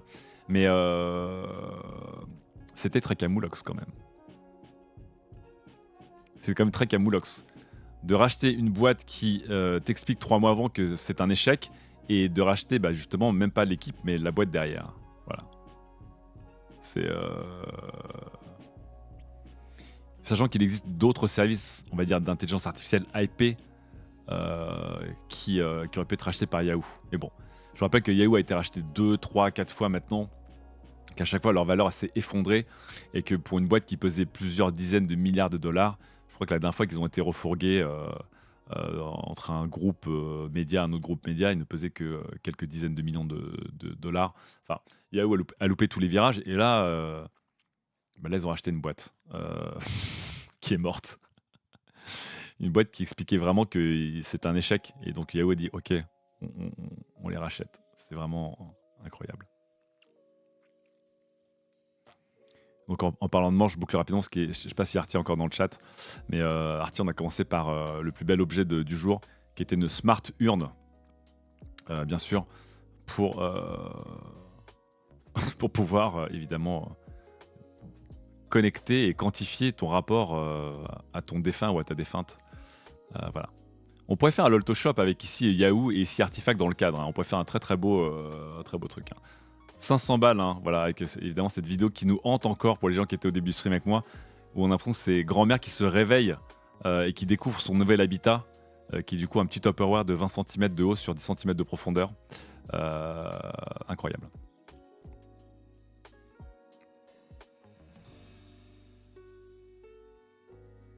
Et Donc je vous rappelle, nous aussi on va inventer des termes. Ça va pas être les cramptés, ça va pas être bzez, ça va être le fameux, il est où? Ça va être le KRMT, je pense que ça va être le terme qu'on va inventer, évidemment. Le Keep Safe Remembrance Memorization Technology, très important. J'ai presque envie de demander à Crello de me faire une petite emote KRMT. Et comme ça, les gens sauront. Quand je dirais hey, KRMT, TMTC, tu vois, et ce sera qui les vieux, hein? Ce sera qui? C'est les gens qui comprendront pas. Et je me sentirai jeune. Bref. Voilà. On va passer sur un autre réseau, désormais qui appartient, lui, à Meta. Et Meta, je vous rappelle, c'est Facebook, c'est Instagram, c'est WhatsApp, etc. C'est aussi beaucoup d'intelligence artificielle. Et Meta a un générateur d'intelligence artificielle. Et c'est le dérapage de la semaine. Puisque je vous rappelle que après Gemini de Google qui, lorsque vous lui demandez de lui montrer des soldats nazis, vous montrez des soldats nazis blancs, mais aussi noirs et asiatiques, parce qu'évidemment, tout doit être inclusif. Même quand on ne comprend rien en termes d'inclusivité. Désormais, le nouveau scandale, c'est le générateur d'images de Meta qui ne sait pas générer des couples mixtes. C'est The Verge qui a découvert ça. Absolument incroyable. Et vous allez voir, il y a un rebondissement dans l'affaire qui est encore plus drôle, puisque des utilisateurs du service de génération d'images de Meta et ensuite des journalistes de The Verge se sont rendus compte que quand vous vouliez notamment générer une image d'un couple avec un homme asiatique et une femme caucasienne, la femme était forcément asiatique. C'est-à-dire que l'intelligence artificielle de Meta ne pouvait pas imaginer un couple ethniquement mixte. Donc voilà, donc là c'est littéralement c'est l'inverse. Salut Ferruven, merci à toi pour ton gentil mot et bienvenue dans le chat. C'est littéralement l'inverse de Gemini. C'est que là où Gemini vous a foutu des personnes racisées dans toutes les photos, même là où ça ne faisait aucun sens, et bien ici, Meta n'arrive pas à imaginer qu'un homme asiatique puisse sortir avec une femme blanche. Alors que c'est possible. Faites comme moi, croyez en vos rêves. Sortez avec une femme blanche, les hommes asiatiques, c'est possible. C'était une blague un peu edgy là. Et donc, ce qui est drôle, c'est que ce fail, parmi les centaines de fails, encore une fois, de ce genre de service, ça ne poserait pas de problème si ces services n'étaient pas disponibles pour le grand public. Encore une fois, si c'était du prototype, du test, etc., pas de souci. Mais quand vous mettez ça entre les mains des gens, essayez de faire en sorte que votre produit soit un petit peu, mûr. Voilà. Et donc, dans une update assez drôle, de The Verge qui a suivi, je pense que Meta essaie de changer un truc dans son algorithme, mais ce week-end, je crois qu'il était impossible, pour l'intelligence artificielle de Meta, de générer une femme asiatique. Donc, bon, bref, évidemment, on peut faire des raccourcis sur quelle société ça raconte de nous, blablabla. Alors qu'à la fin, évidemment, c'est des histoires de code et d'algorithmes mal entraînés, et aussi, bien sûr, de biais, de biais raciaux, de biais ethniques, etc. Mais c'est très... Bon, bref. Ça fait un peu Black Mirror du pauvre, si vous voyez ce que je veux dire. Black Mirror Wish.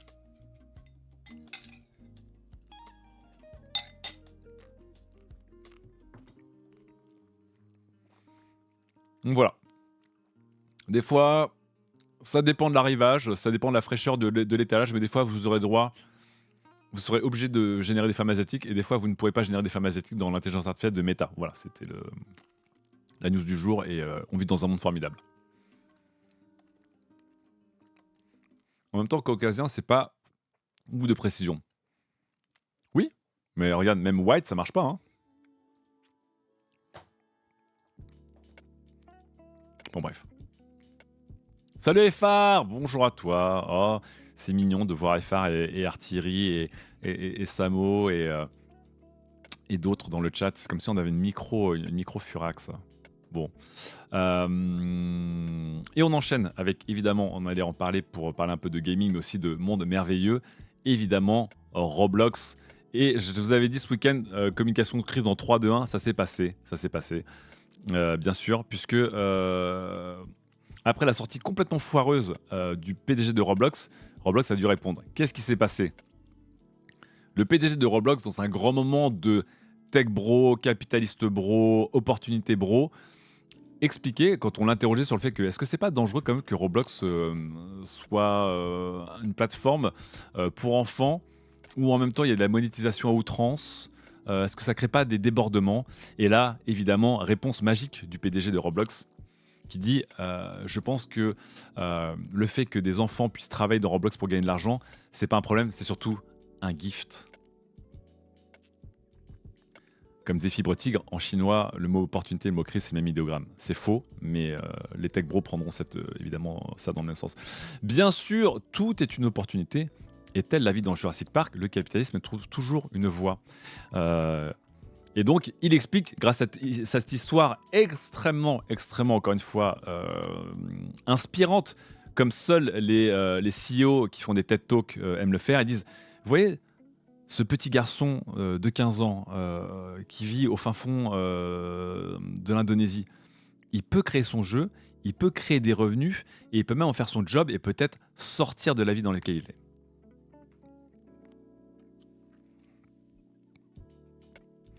Alors là, on stack les problématismes. Là, tous les discours et problématiques à tellement de niveaux, quoi. Mépris de classe, mépris de race, white saviorisme, essentialisme capitalistique, aveuglement, la totale, quoi. Et ce qui est très drôle, c'est que Eurogamer rapporte que au moment où le PDG, le boss de Roblox, raconte ça, le RP de Roblox qui est derrière, qui est comme ça, genre en train de suer de l'arrêt du cul, est venu courir vers le journaliste pour dire au fait, non, on vous rappelle quand même que Roblox, on peut pas gagner d'argent avant 18 ans officiellement, bien sûr. Voilà. Très très grand moment. Très grand moment. Évidemment, de bullshitox, de dérapage dans tous les sens là-dessus. Je vous rappelle que Roblox, c'est pas très connu en France, notamment des adultes, mais c'est très connu en France des enfants et c'est très connu dans le monde. Je pense qu'en France, le grand public connaît plutôt Minecraft, mais Roblox évidemment est un géant un peu plus invisible, mais un géant parce que c'est un jeu plateforme. Et pour la petite histoire, j'ai été déjeuner chez ma cousine que j'ai pas vue depuis longtemps, il y a très longtemps, et j'ai revu sa fille que j'avais pas vue depuis longtemps, qui est désormais à 16 ans, et on discutait de plein de choses, etc. Avec mon neveu, ma nièce, et donc ma nièce, enfin bon, la fille de ma cousine. Et elle nous dit ouais, j'ai monté une chaîne YouTube Roblox pendant les vacances, je trouvais ça cool. Je fais ah c'est marrant, moi aussi je suis en train de monter une chaîne, et, je fais du Twitch, etc. Elle fait ah c'est cool, qu'est-ce que tu fais, c'est quoi tes sujets, c'est quoi tes chiffres. Je raconte un peu, je fais bah, je mets mes replays sur ma chaîne YouTube, je crois que j'ai 2000 abonnés. Bon, c'est pas ouf, mais c'est chouette. Elle fait ah c'est cool, bah moi j'ai lancé ma chaîne Roblox, je crois que j'ai 215 000 abonnés. J'étais voir sa chaîne Roblox, elle fait des sortes de courts-métrages de 15 secondes où elle reprend des dialogues viraux sur TikTok et elle met des illustrations où elle anime des Roblox en même temps dessus. J'étais là genre putain, franchement, je me prends des baffes de vieux tous les jours. Moi, c'était drôle. Et donc, on a pas mal discuté de Roblox et aussi de hack parce qu'elle, évidemment, elle connaît toutes les techniques pour être virale avec ses potes. Et elle a arrêté sa chaîne Roblox parce que ses parents l'ont obligé à arrêter sa chaîne Roblox parce qu'évidemment, dans les commentaires et dans les DM, ça commençait à glisser. Voilà, évidemment. Et c'était pas des enfants qui jouaient à Roblox, comme d'habitude.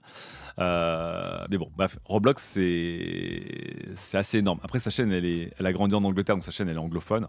Mais bon, Roblox, c'est énorme. C'est squatté par énormément d'enfants et d'ados. Et évidemment, les questions se posent sur la sécurité de Roblox parce qu'il y a évidemment beaucoup de prédateurs financiers et des prédateurs sexuels qui traînent sur Roblox, malheureusement. Et là, l'interview du PDG a été une catastrophe. Je vous la mets en lien dans le chat, ici. Attendez. Je l'ai fait avec un signe dollar. Sans le signe dollar, ça ira mieux. Voilà. Et donc, je viens de voir, parce que j'avais vu cette news la semaine dernière, j'ai pas eu le temps de vous en parler, mais du coup, hop, on a la mise à jour de Roblox qui, évidemment, a fait une communication de crise, hein, bien sûr. Je veux pas la lire à 100% parce que vous savez très bien ce que c'est que le bullshitox de crise. Hein, c'est comme le bullshitox marketing, c'est comme le bullshitox du gaming ou le bullshitox technologique. Hein, c'est toujours des éléments de langage pour dire on a toujours été très safe, on fait beaucoup d'efforts pour que, etc. etc. Mais je reconnais que ça fait tirer les oreilles. Hein. En mode TKT, les enfants font du fric, mais oui, mais regarde. Surtout les gens du tiers-monde là-bas, là. Ceux qui gagnent une misère, bah, grâce à nous, ils peuvent faire un peu de fric et surtout nous enrichir. Parce que aussi, j'ai découvert que eh bien, le taux de change, comme un vieux, je me suis intéressé à Roblox en mode vieux, donc pas en y jouant, mais en menant l'enquête. Et ce que je savais pas, c'est que le taux de change de Roblox, mais c'est une arnaque de ouf. C'est une arnaque de ouf. En gros, dans Roblox, vous avez une monnaie virtuelle qui est, qui est intégrée à Roblox. Cette monnaie, vous pouvez l'échanger contre du vrai argent. Donc vous dites, ok. Sauf que le taux de change, c'est un délire. C'est genre, je sais pas moi, pour 1000, j'allais dire 1000 V-Bucks. Bon, 1000 balles en Roblox, quand tu l'échanges, quand quelqu'un dépense pour acheter 1000 balles en Roblox, ça lui coûte peut-être 10 balles. Quand toi, tu veux retirer tes 1000 V-Bucks Roblox en argent, tu récupères 3 dollars, quoi. Le taux de change, il est juste délirant. Délirant. Il faut que je le retrouve quelque part, mais en fait, c'est un truc, tu perds les 2 tiers de la valeur au moment où tu récupères ton argent, quoi. Donc évidemment, Roblox se gave là-dessus. On est quand même sur des procès où des gens disent bou bou bou bou bou, 30% de taxes, c'est un peu trop. Là, Roblox, littéralement, quand tu récupères de l'argent par rapport à quand on dépense, ils te prennent 66%, quoi, ou plus. Je sais plus ce que j'ai je sais plus ce que c'est le taux de change que j'avais découvert, mais je l'avais regardé vendredi dernier, mais du coup j'étais un peu en préparation de Furax. C'est juste délirant. C'est juste délirant. Bref. Des bisous à Stefano Corazza, qui est le boss du studio Roblox et qui, je pense, va avoir un petit média training.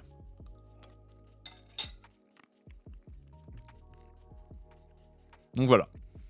Acheter 1000 Robux, c'est l'équivalent de 12,50 $. Revendre 1000 Robux, c'est 3,50 $. Donc, imagine le taux de change. Imaginez le taux de change. Merci Lolilol pour la précision dans le chat. J'avais plus les chiffres en tête. Donc on est quasiment, même pas un rapport de 1 pour 3, on a un rapport de 1 pour 4 quasiment. Voilà. Avec évidemment la bienveillance. La bienveillance du boss du studio pour dire mais c'est une belle opportunité pour les enfants.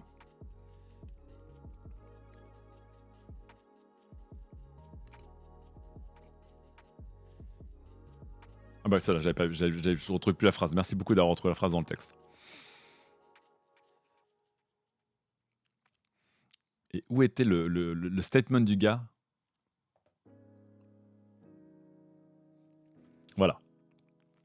Imaginez que je sois un adolescent de 15 ans en Indonésie qui vit dans un bidonville. Eh bien, juste avec un laptop, je peux créer quelque chose, faire de l'argent et subvenir à mes besoins.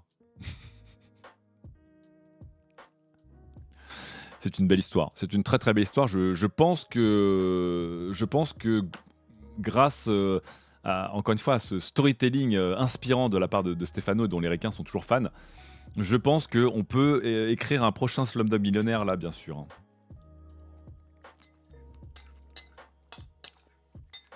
Je vous rappelle, occupation numéro 1 quand vous vivez dans un bidonville à 15 ans, c'est évidemment de coder sur un laptop que vous possédez, que vous avez acheté.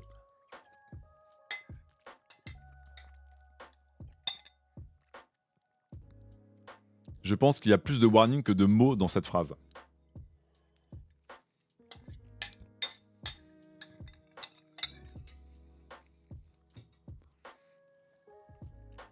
Donc voilà, je vous épargne de toute la mise à jour derrière, évidemment, où le service juridique comme de crise de Roblox a envoyé un gros communiqué correctif, bien sûr, à Eurogamer pour dire non, en fait...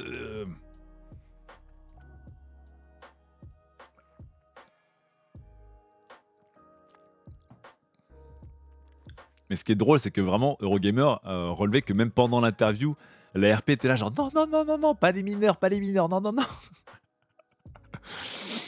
J'adore ce moment où tu dois t'agiter derrière la caméra sans être visible de la caméra, mais que t'es en train de faire des jumping jacks pour ça. Non! Tais-toi! Fais un malaise, s'il te plaît, fais un malaise. Fais une attaque, fais quelque chose.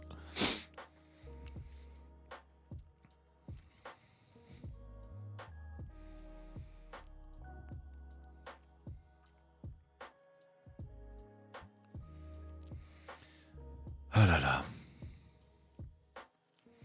Je comprends pas que ce soit si mal entouré ces PDG d'IB du Nord, d'IB du Nord.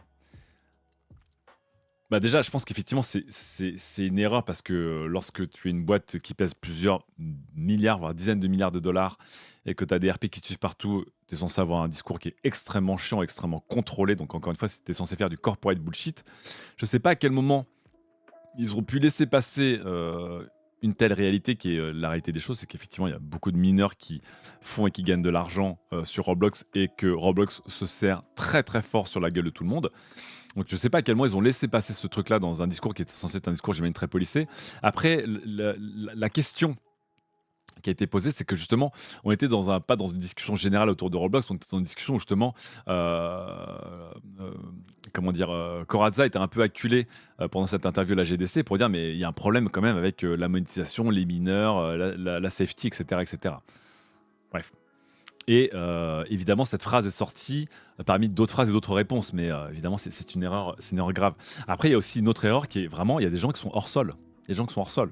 Et des gens qui pensent que dans la vie, tout est une opportunité pour gagner de l'argent et qui pensent que le capitalisme et l'entrepreneuriat, c'est déjà une forme d'émancipation personnelle, c'est la meilleure chose qui puisse t'arriver, etc. etc. Qui sont un peu white savior sur les bords, qui sont complètement encore plus hors sol de ce qui se passe à l'autre bout du monde. Euh, voilà, ça fait un mélange. Mais oui, de toute façon, c'est un truc qui n'aurait jamais dû arriver avec une boîte aujourd'hui qui est aussi contrôlée.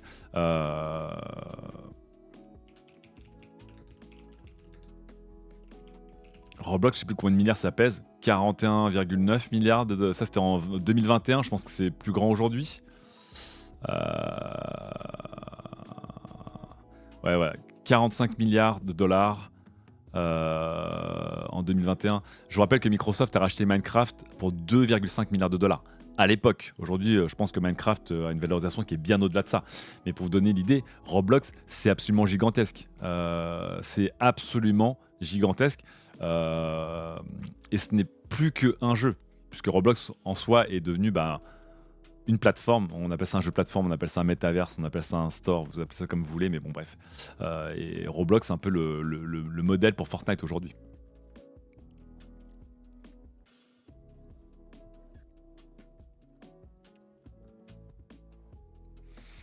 Gordon Ramsay, qui dit il n'y a pas de grosse différence avec Twitch, tu peux streamer à partir de 13 ans et un sub à 5 euros, tu touches quoi? Non, Gordon Ramsay, pour toucher des subs et être partenaire Twitch, tu dois remplir des documents fiscaux, tu dois avoir un certain âge, etc. Tu peux pas gagner d'argent sur Twitch aussi simplement.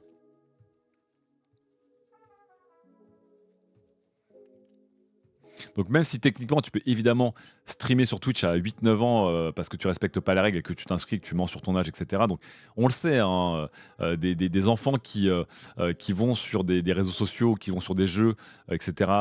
Avant l'âge légal, bien sûr que ça existe. Mais gagner de l'argent avec, c'est autre chose aussi. C'est aussi autre chose. Twitch n'ouvre pas la voie vers l'affilié ou la voie vers le partenaire comme ça. Tu ne peux pas gagner de l'argent comme ça sur Twitch. Et même Twitch a souvent des problèmes parce qu'ils ont aussi des gens qui sont sous l'âge légal qui vont aller là-dessus. Donc voilà. Moi, l'idée, c'est pas de dire Roblox c'est mal parce que de toute façon, il y a trop d'enfants sur Roblox. C'est un jeu pour les enfants. C'est juste qu'ils ont ouvert un marketplace derrière et qu'évidemment, Roblox sait que son business est chez les enfants en immense majorité. Et quand tu crées une marketplace qui est utilisée en immense majorité par des mineurs, il y a un problème. Donc là, c'est pas une petite réalité comme effectivement des gamins qui vont créer un compte Instagram à 9 ans au lieu de 11 ou de 13, je sais plus quelle est la règle selon les pays. L'idée, c'est que là, on a quand même une boîte qui pèse des dizaines de milliards de dollars, dont le business model est lié à la fréquentation par les enfants. Et donc, le business model est lié aussi à l'argent que les enfants vont dépenser dans ton jeu. Donc, c'est évidemment Fortnite et tout ça. Sauf que sur Roblox, l'idée de créer et de monétiser tes créations avec des gros problèmes de modération depuis longtemps, j'ai toujours trouvé que Roblox était assez problématique depuis le début à la racine même du projet. Mais le dérapage du boss du studio de Roblox, je pense, ne fait que confirmer encore une fois que Roblox, c'est très très bien qu'ils sont en train de bâtir des fortunes sur des mineurs, que ce soit des créateurs ou des consommateurs de contenu, et ils le savent très bien. Ils le savent très bien.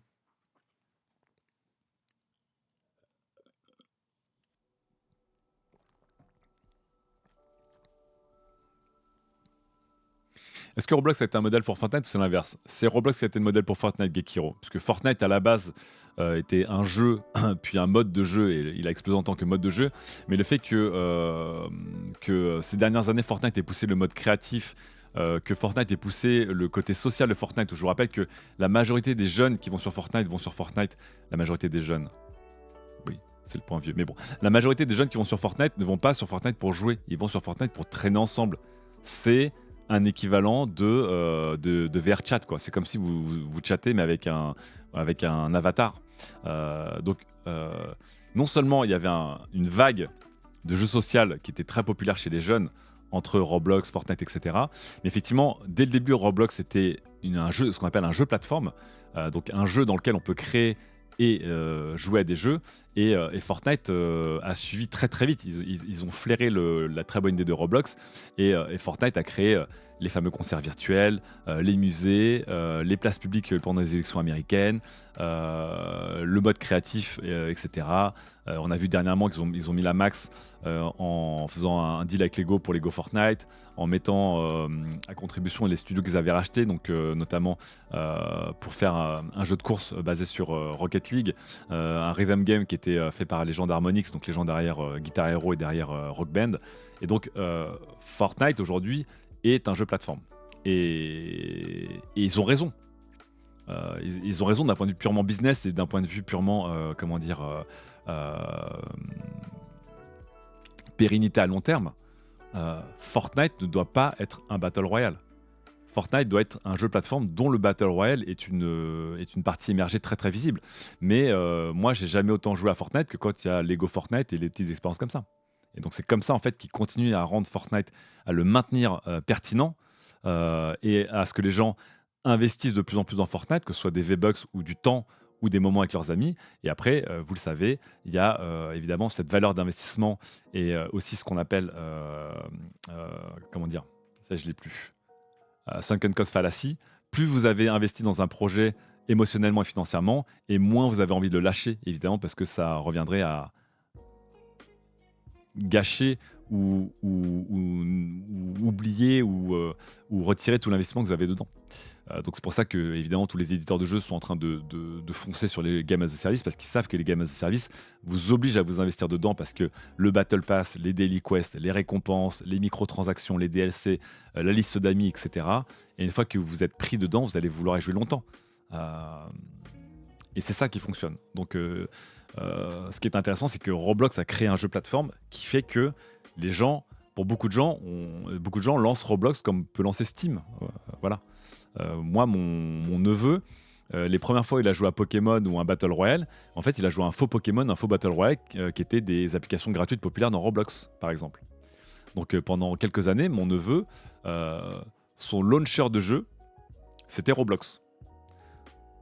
Et encore une fois, je sais que dans le chat, des gens vont se moquer en disant ils sont cons, ces jeunes. C'est le moment, ne nous moquons pas des jeunes, puisque de la même manière que pour beaucoup de gens, à un moment, le portail vers Internet, c'était Facebook. Et je vous rappelle que Facebook a préempté des pays entiers où ils ont apporté des connexions entières gratuites, mais en échange, les téléphones, les navigateurs démarraient sur Facebook. Donc pour beaucoup de gens, Facebook, c'était les news.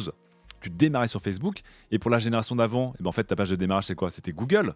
Pour beaucoup de gens, Google, c'est Internet. Et les fameux, tu tapes Google dans Google pour aller sur Google. Bon, bref. Donc pareil. Et puis avant, pour beaucoup de gens, la page de démarrage d'Internet, c'était Yahoo. Puisqu'on revient maintenant, on reboucle sur les news sur lesquelles j'ai discuté. Mais voilà, donc vraiment, il y a beaucoup de gens qui découvrent Internet ou des jeux via des portails qui deviennent, en fait, d'une certaine manière, leur launcher de base. Et moi, je ne sais pas pour vous, mais ma page de démarrage, c'est google.com. Voilà. Et il y a une génération entière, sa page de démarrage, elle n'existe pas parce qu'il y a une génération entière qui ne va pas sur les navigateurs principalement, ils passent par des apps. Donc il y a beaucoup de gens pour qui la page de démarrage Internet, c'est la homepage de leur smartphone. Ça veut dire aussi qu'il y a une bataille monstrueuse pour être sur cette homepage de smartphone, que ce soit sur iOS ou Android. C'est pour ça qu'on sait que Google paye 18 milliards de dollars par an juste à Apple pour être le moteur de recherche par défaut sur iOS. C'est pour ça qu'ils payent des dizaines de millions de dollars par an pour être le moteur de recherche par défaut de Mozilla, parce qu'il y a beaucoup de gens, genre moi, mon père, aujourd'hui, sa seule application qu'il lance sur son PC, c'est Mozilla, parce que il a ses mails, il a sa recherche, il a ses réseaux sociaux, et donc en fait, Google va être là en premier. Bref. Green Mono qui dit j'avais vu un documentaire indiquant qu'aux Philippines, la majorité des personnes ne savent pas ce que c'est un mail parce que tout passe par Facebook. Tout à fait. Tout à fait. Alors attendez, il y a une demande de ban. Oh non, on était bien, écoutez. Je sais même pas où est ce message. Bref. C'est très intéressant.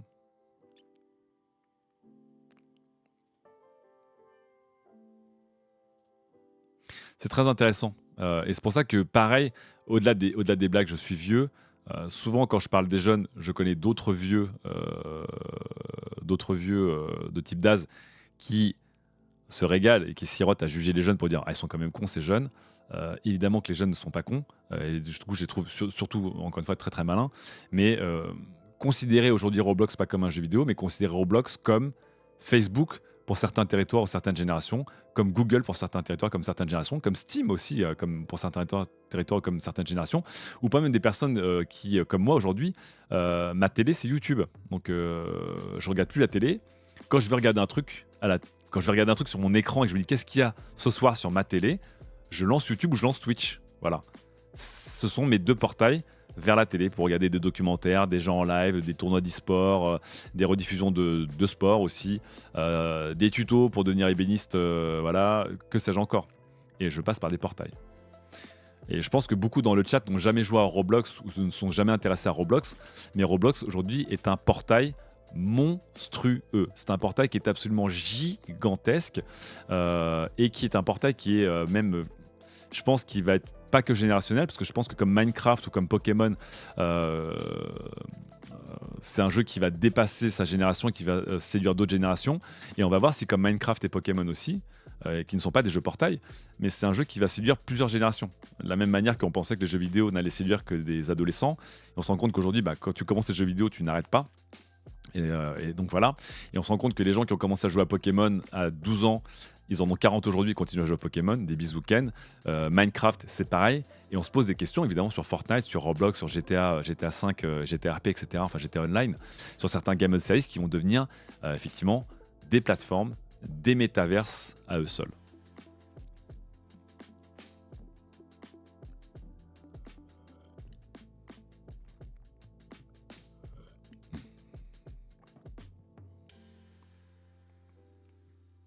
C'est vrai que moi, le premier site où je vais quand je lance mon navigateur, c'est Twitch, dit YoWave.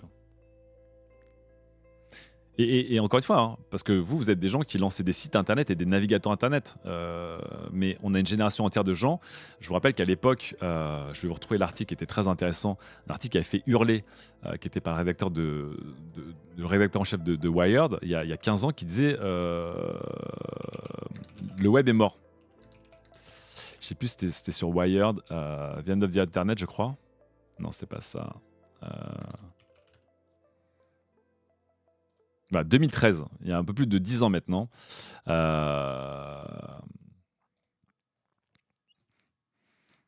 Wired avait lancé une couverture de magazine qui était très connue, qui était la fin du web. Et pourquoi il disait que c'est la fin du web ?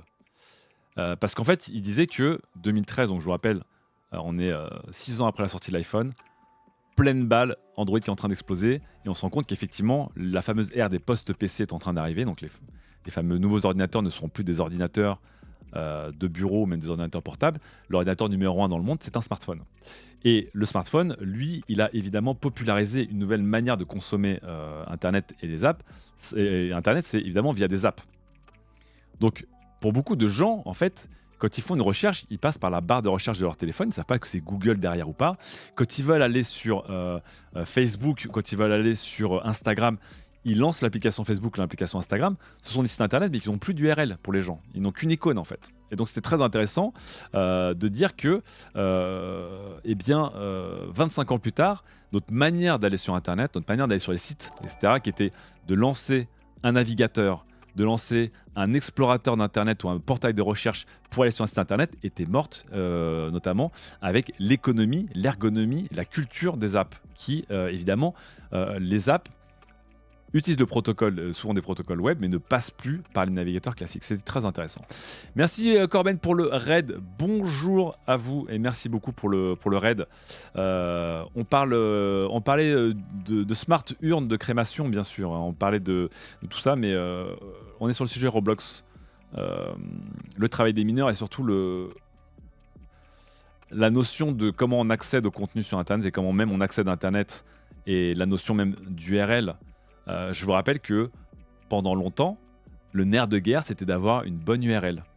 Voilà, enfin, le fameux .com pour lequel on paye cher. Et puis là, on est passé à avoir le bon handle sur un réseau social. Les gens, en fait, l'idée, c'est plus vraiment d'avoir lamua.com. L'idée, c'est d'avoir le @lamua sur tous les réseaux sociaux, par exemple. Ça, c'est le genre de choses qui vous racontent, encore une fois, le déplacement des enjeux et surtout le déplacement de la manière dont on appréhende Internet. Et à l'époque où Wired avait parlé de la fin du web en 2013, ça avait fait hurler des gens en disant mais n'importe quoi, vous avez pété un câble, etc. etc. Et aujourd'hui, il y a une génération entière qui ne passe pas par des navigateurs pour aller checker leurs news, ils passent par une app.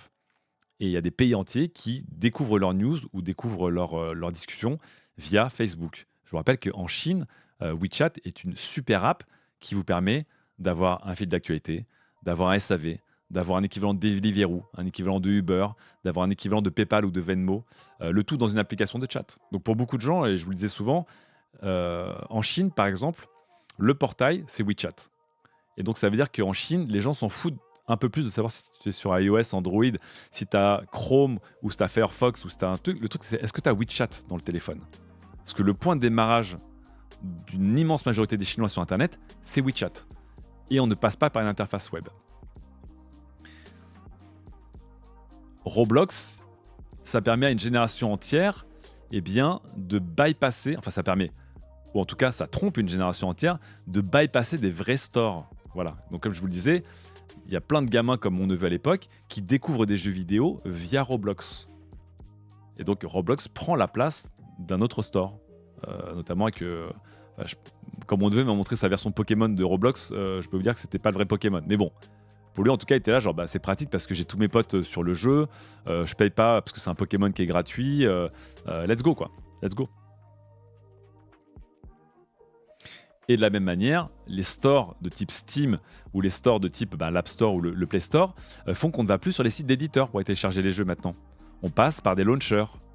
Et donc, pour beaucoup d'éditeurs, notamment des petits éditeurs, Steam est devenu la page internet officielle. Aujourd'hui, il y a beaucoup d'éditeurs, vous avez le fameux wishlist en Steam à la fin du trailer, il n'y a même plus l'URL en gros de l'éditeur parce qu'ils savent que les gens vont plus trop sur des URL de sites, mais le plus important c'est d'avoir un maximum de wishlist ou de visibilité sur Steam avant de l'avoir sur leur propre page officielle. Donc vous voyez, c'est un game qui a changé parce qu'avant les gens se battaient pour qu'on aille sur leur site internet.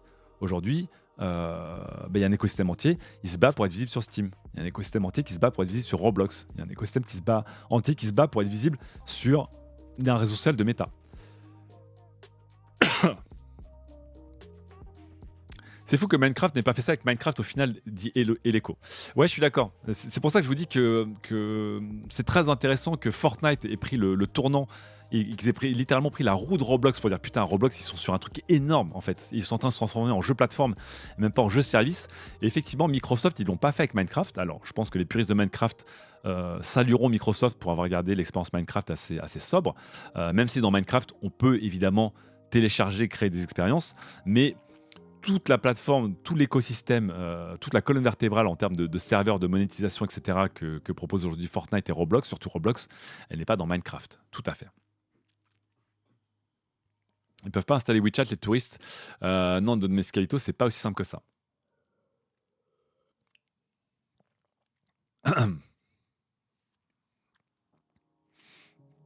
Bref.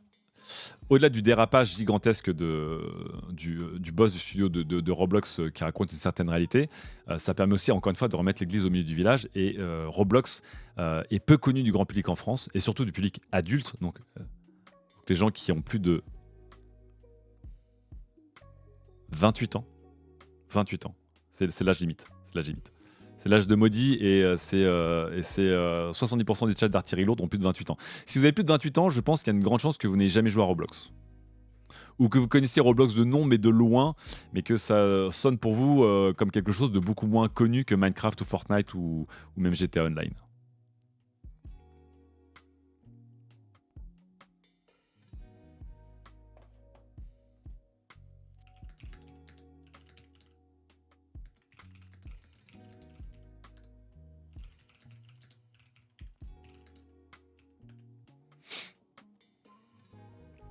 J'ai 23 ans, je connais que Roblox de nom. Oui, bah, ça, j'en suis sûr. Non, mais je pense que tout le monde dans le chat connaît Roblox de nom. Tout le monde dans le chat connaît Roblox. Mais est-ce que vous avez déjà joué à Roblox? Est-ce que vous avez déjà dépensé de l'argent dans Roblox? Est-ce que vous avez déjà créé de Roblox? Est-ce que vous avez une liste d'amis dans Roblox? Je pense qu'une majorité du chat, pas du tout. Par contre, je pense qu'une majorité du chat a déjà joué à Minecraft ou à Fortnite ou à une expérience Fortnite ou à GTA V, par exemple, si on parle d'autres jeux plateformes. Voilà. Roblox, à chaque fois qu'on en parle, il y a assez peu de réactions parce que c'est vraiment en France un géant sous-estimé, vraiment très très sous-estimé par rapport à d'autres gros jeux, quoi.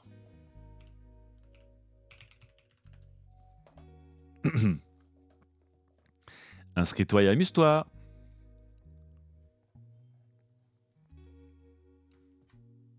Il y a même plus de site de présentation de Roblox maintenant. C'est juste inscrit ou rien, quoi. On peut même pas voir. Ah, la page parents, bien sûr. Pour les parents, qu'est-ce que Roblox? Ah! Après, pour les parents, qu'est-ce que Apagnan? Voici le deuxième moment vieux. Mais c'est quoi Roblox? Zawi Zado dans le chat qui dit j'ai un prof qui a un bureau d'études de modélisme 3D et il nous conseille de faire des skins Roblox pour faire gagner de l'argent. Ah oui, il y a beaucoup d'argent qui circule sur Roblox, hein. Je vous rappelle que si Roblox pèse, je pense, au-delà des 60 milliards de dollars aujourd'hui, c'est pas pour rien, hein. Parce que je vous rappelle que Roblox c'était 45 milliards de dollars il y a 3 ans au moment de son entrée en bourse. Aujourd'hui, je pense qu'on est facilement... Enfin, je sais pas. Bon bref, on est très très haut. C'est pas pour rien. Construire des mondes numériques plus sûrs avec Roblox. Détection des avatars, voilà. La tenue, elle est propriée. Bon, en tant que parent, je suis rassuré, là. Je pense que je vais mettre mon bébé à Roblox.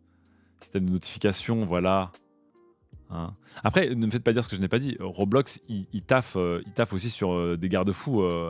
Parce qu'évidemment, l'argent des enfants, bah, il vient des parents. Donc, si à un moment Roblox est trop dans le bad buzz et c'est l'enfer, si les parents ne veulent pas vous donner de l'argent pour acheter des Robux ou des V-Bucks sur Fortnite, ils sont dead, hein. Évidemment, l'immense majorité des utilisateurs et des utilisatrices de Roblox n'ont pas d'argent eux-mêmes, ne gagnent pas leur vie. Donc, ça passe par les ramps.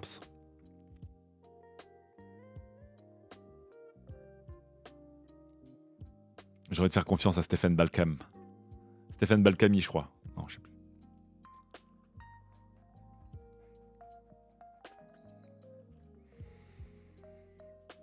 S'il y a de l'argent, du coup, c'est réglementé de quelle manière? Bah, Pharaxen, tu peux acheter l'argent très facilement parce que c'est comme si tu achetais des V-Bucks. Donc, il suffit d'avoir, imaginons, une carte prépayée PlayStation pour acheter ton argent. Du coup, PlayStation, d'ailleurs, prend son aumône. Après, pour le retirer, je sais pas comment tu le retires. Si tu peux le retirer facilement ou pas. Je sais pas trop comment ça se passe à ce moment-là. Mais je pense qu'il y a beaucoup de gamins qui ne sortent pas du système des Robux, hein. Ils restent en Robux, ils dépensent, ils gagnent de l'argent avec des Robux et voilà quoi.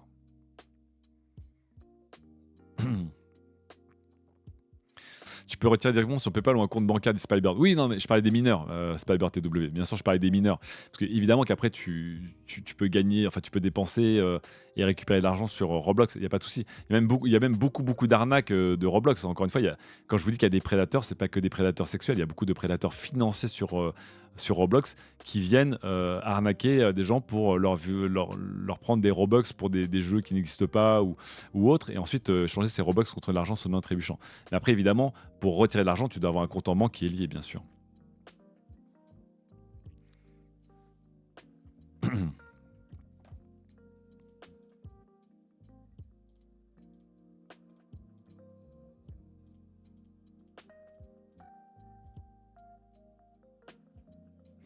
Et donc, on va finir sur le gaming avec deux petits points un peu plus légers, on va dire. Mais bon, bref. Parce qu'il est déjà 16h30 et je vais aller chercher ma fille, tout simplement. Avec déjà eh bien, un rachat où j'ai pas bien compris ce que c'était que le rachat. Mais bon, bref. Ménage à 3 entre Embracer Group, qui est un peu le Patrick Drahi des éditeurs de jeux vidéo, c'est-à-dire la croissance par l'endettement, avec 2K Games et avec Gearbox. J'ai pas bien compris. Mais en gros, je vous rappelle que Embracer Group est un groupe suédois qui a racheté tout ce qu'il pouvait à l'époque où l'économie de l'endettement et la folie autour du Covid faisaient que tout le monde gagnait beaucoup d'argent et que tout le monde grimpait. Donc vous connaissez le truc à la Patrick Drahi, tu t'endettes pour acheter un groupe et ensuite tu adosses ta dette de ton nouveau groupe qui est plus gros pour acheter un autre groupe et on continue comme ça. On ne s'arrête jamais. Est-ce que c'est un schéma un peu pyramidal? Je ne sais pas. Je vous laisse 2 heures pour y penser. Mais bon, bref. Créer de la richesse avec de l'argent qu'on ne possède pas, bien sûr, c'est magnifique. C'est magnifique. Et donc, Embracer Group, c'était la même chose. Et je vous rappelle que Embracer Group, ensuite, eh bien, a licencié dans tous les sens au moment où il y a eu cette rétractation économique, cette petite crise dans le milieu notamment de la tech et du jeu vidéo, où quelques centaines de milliers de personnes se sont fait virer en quelques mois. Embracer a viré dans tous les sens et je vous rappelle aussi de ce très très beau laïus du PDG d'Embracer pour expliquer que le but ultime d'Embracer Group, c'est évidemment l'intérêt et la valorisation des actionnaires. Merci beaucoup Embracer Group. Et donc voilà, Embracer qui à un moment rachetait un studio par semaine s'est mis à licencier des centaines de personnes par jour. Désormais, il se sépare il vient de se séparer de Gearbox. Mais pas tout Gearbox, j'ai pas bien compris. Alors moi, quand on me dit Gearbox, je pense à Randy Pitchford et je pense à Borderlands, bien sûr. Mais j'ai pas bien compris. Donc je pensais que vous avez vendu Gearbox Entertainment pour 460 millions de dollars à Take-Two Interactive. Donc Take-Two, petite boîte sympa qui a 2-3 jeux prometteurs, voilà. Mais, si j'ai bien compris, il n'y a pas toutes les activités. Il y a une partie des activités, voilà. Il y a une partie des activités qui va rester.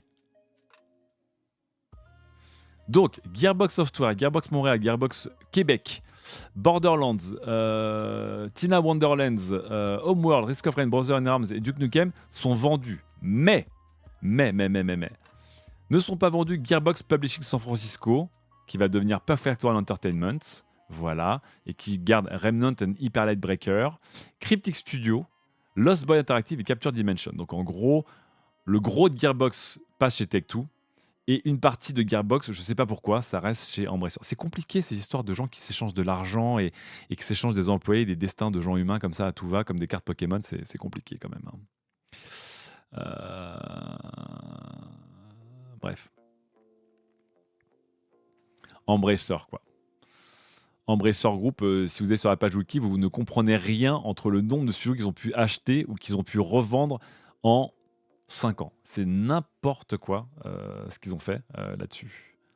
Et comme le disait très bien le PDG de l'Ariane il y a quelques jours à la GDC, si les studios de jeux vidéo licencient ces derniers mois, c'est pas du tout parce qu'ils risquent la faillite, c'est parce qu'ils risquent de se faire disputer par les actionnaires, mais que financièrement, ces studios pourraient complètement garder leurs employés, même s'ils ont embauché pendant les années Covid, mais que globalement, je vous rappelle que le gros de ces embauches n'est que dans une stratégie financière et rien d'autre.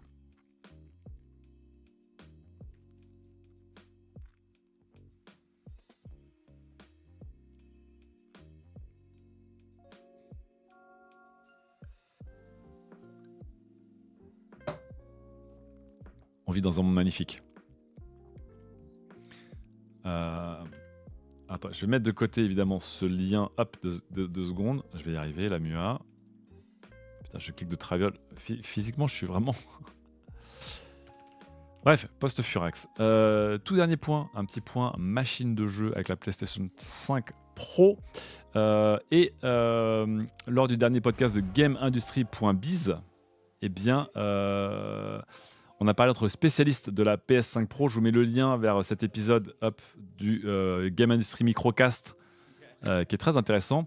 Où en fait, d'après Chris Dring, le retour qu'il a, donc je vous rappelle que GameIndustry.biz est un site B2B qui est fait pour les professionnels de l'industrie du jeu vidéo et que d'après lui, le retour des développeurs autour de la PS5 Pro et des spécificités de la PS5 Pro est extrêmement tiède. La plupart des développeurs se demandent vraiment ce qu'ils vont tirer de la PS5 Pro à un moment où une majorité d'entre eux auraient confié à GameIndustry.biz que la PS5 n'est pas du tout encore au bout de ses limites, qu'il y a encore beaucoup à faire pour l'optimiser et que l'arrivée de la PS5 Pro donnerait pas des avantages énormes aux yeux du grand public puisque vous auriez vos jeux en 4K qui seraient toujours pas en 60 fps, mais peut-être en mieux, ou un ray tracing serait un peu mieux géré. Et je vous rappelle encore une fois que le ray tracing, pour beaucoup de personnes, c'est quelque chose qui ne se voit pas très très bien à l'écran. Donc intéressant ici que Chris Ring, qui se fait l'écho de plusieurs développeurs qui ont qui ont découvert les specs de la PlayStation 5 Pro, euh, soit vraiment extrêmement tiède. Je pense qu'il n'y a plus l'effet de curiosité qu'on avait avec l'époque de la PS4 Pro, qui était une machine finalement, bon, bah, encore une fois, une mise à jour un peu assez mineure. Hein. C'était pas game changing du tout en termes d'expérience. Mais attendez-vous à ce que les consoles de mid-génération, si on a une qui arrive chez Xbox, mais pas sûr, mais si on a une qui arrive chez Sony, c'est sûr. euh, bon, est-ce que ça vaudrait la peine de redépenser 200 balles de plus par rapport à une PS5 qui va être en solde? C'est pas sûr. Salut Googzer. C'est censé sortir quand la PS5 Pro? Eh bien, à la fin de l'année The Snake, puisque depuis maintenant la PlayStation 3 et la Xbox 360, on a une durée de vie, un calendrier de console qui est assez clair, qui est d'à peu près 7-8 ans, et que depuis la PlayStation 4 et la Xbox One, on a un calendrier qui vous propose ce qu'on appelle la mid-gen ou le refresh. euh, qui arrive en milieu de cycle de vie, et là où la plupart des consoles sur leur cycle de vie avaient plutôt des refreshs qui rendaient la console plus économique à fabriquer et plus petite, donc les fameuses PlayStation Slim par exemple, qui étaient à la fois plus petites mais surtout qui permettaient à Sony de regagner de l'argent et de baisser les coûts de fabrication. On a introduit dans la dernière génération de consoles les refreshs aussi premium. Donc on a à la fois les consoles, on va dire slim ou dites moins chères, ou des révisions B, révisions C d'une console qui permettent d'être plus économiques, plus optimisées, moins chères. Mais on a une révision premium, qui est donc la version Pro, ou c'était quoi? C'était la One et la One X chez Xbox, qui permettent de revendre des consoles à plein pot à la moitié du cycle de vie de la console. Donc là, imaginez bien que les consoles sont sorties fin d'année 2020, 4 ans plus tard, fin d'année 2024, on aura très certainement une PS5 Pro.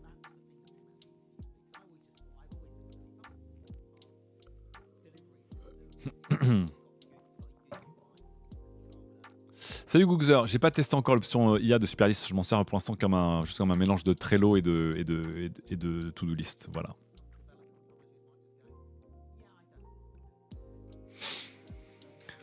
Snack qui dit il y avait une blague qui circulait il y a pas longtemps qui disait que la Sony essaie de rusher la PS5 Pro pour qu'elle soit dispo à la sortie de GTA 6. Ah bah de toute façon, GTA 6 va être le système seller pour ce type de console. GTA 6 qui va se vendre à plusieurs dizaines de millions d'exemplaires en moins d'un an.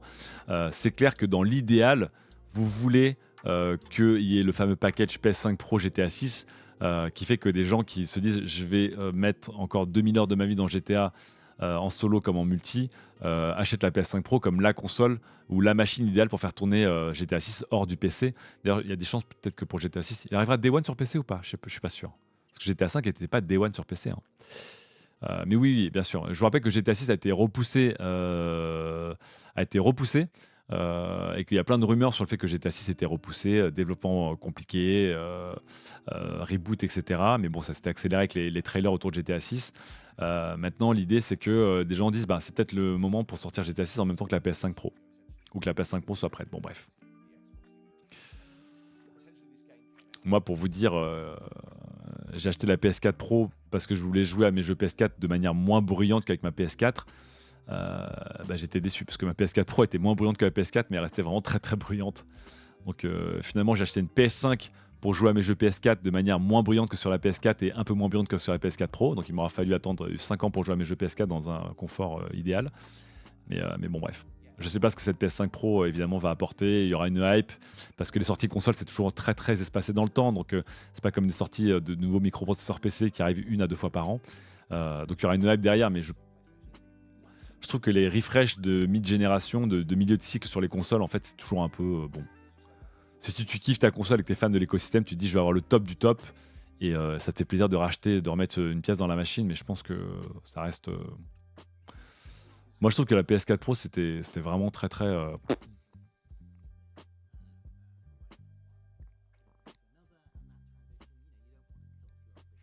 Une génération sans son GTA.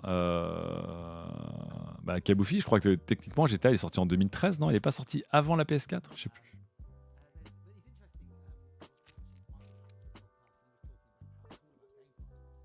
Bref.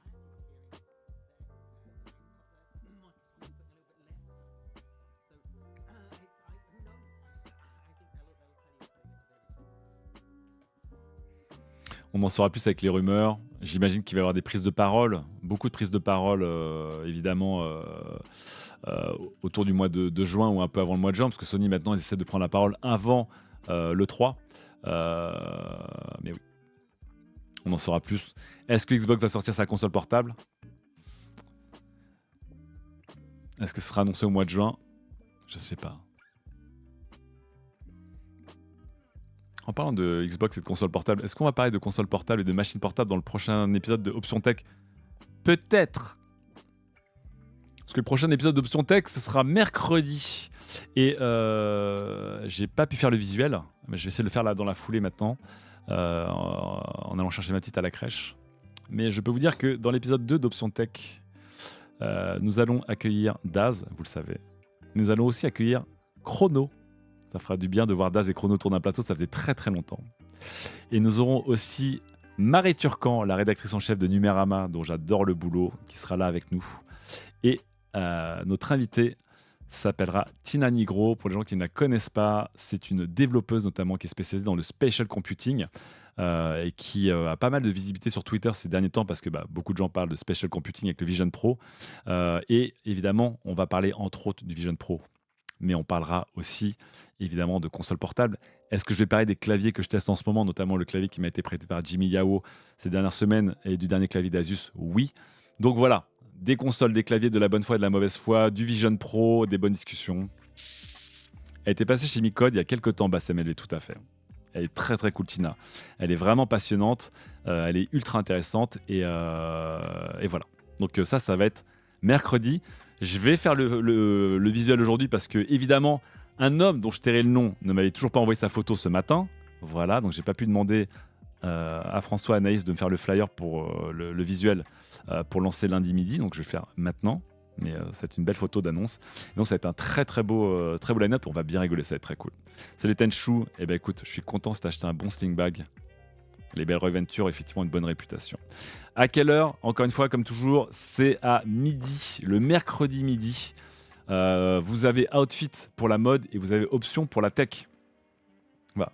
Donc le mercredi midi sur ma chaîne, on sera là, autour de la table, avec un très beau line-up pour cette émission 2. Je vous rappelle que le premier, c'était Ken, c'était Tiffen, c'était Oni et c'était Mathilde. Et donc là, ce sera Tina, Daz, Marie et Chrono autour de la table. On va bien rigoler, je pense. Ça va être très très cool.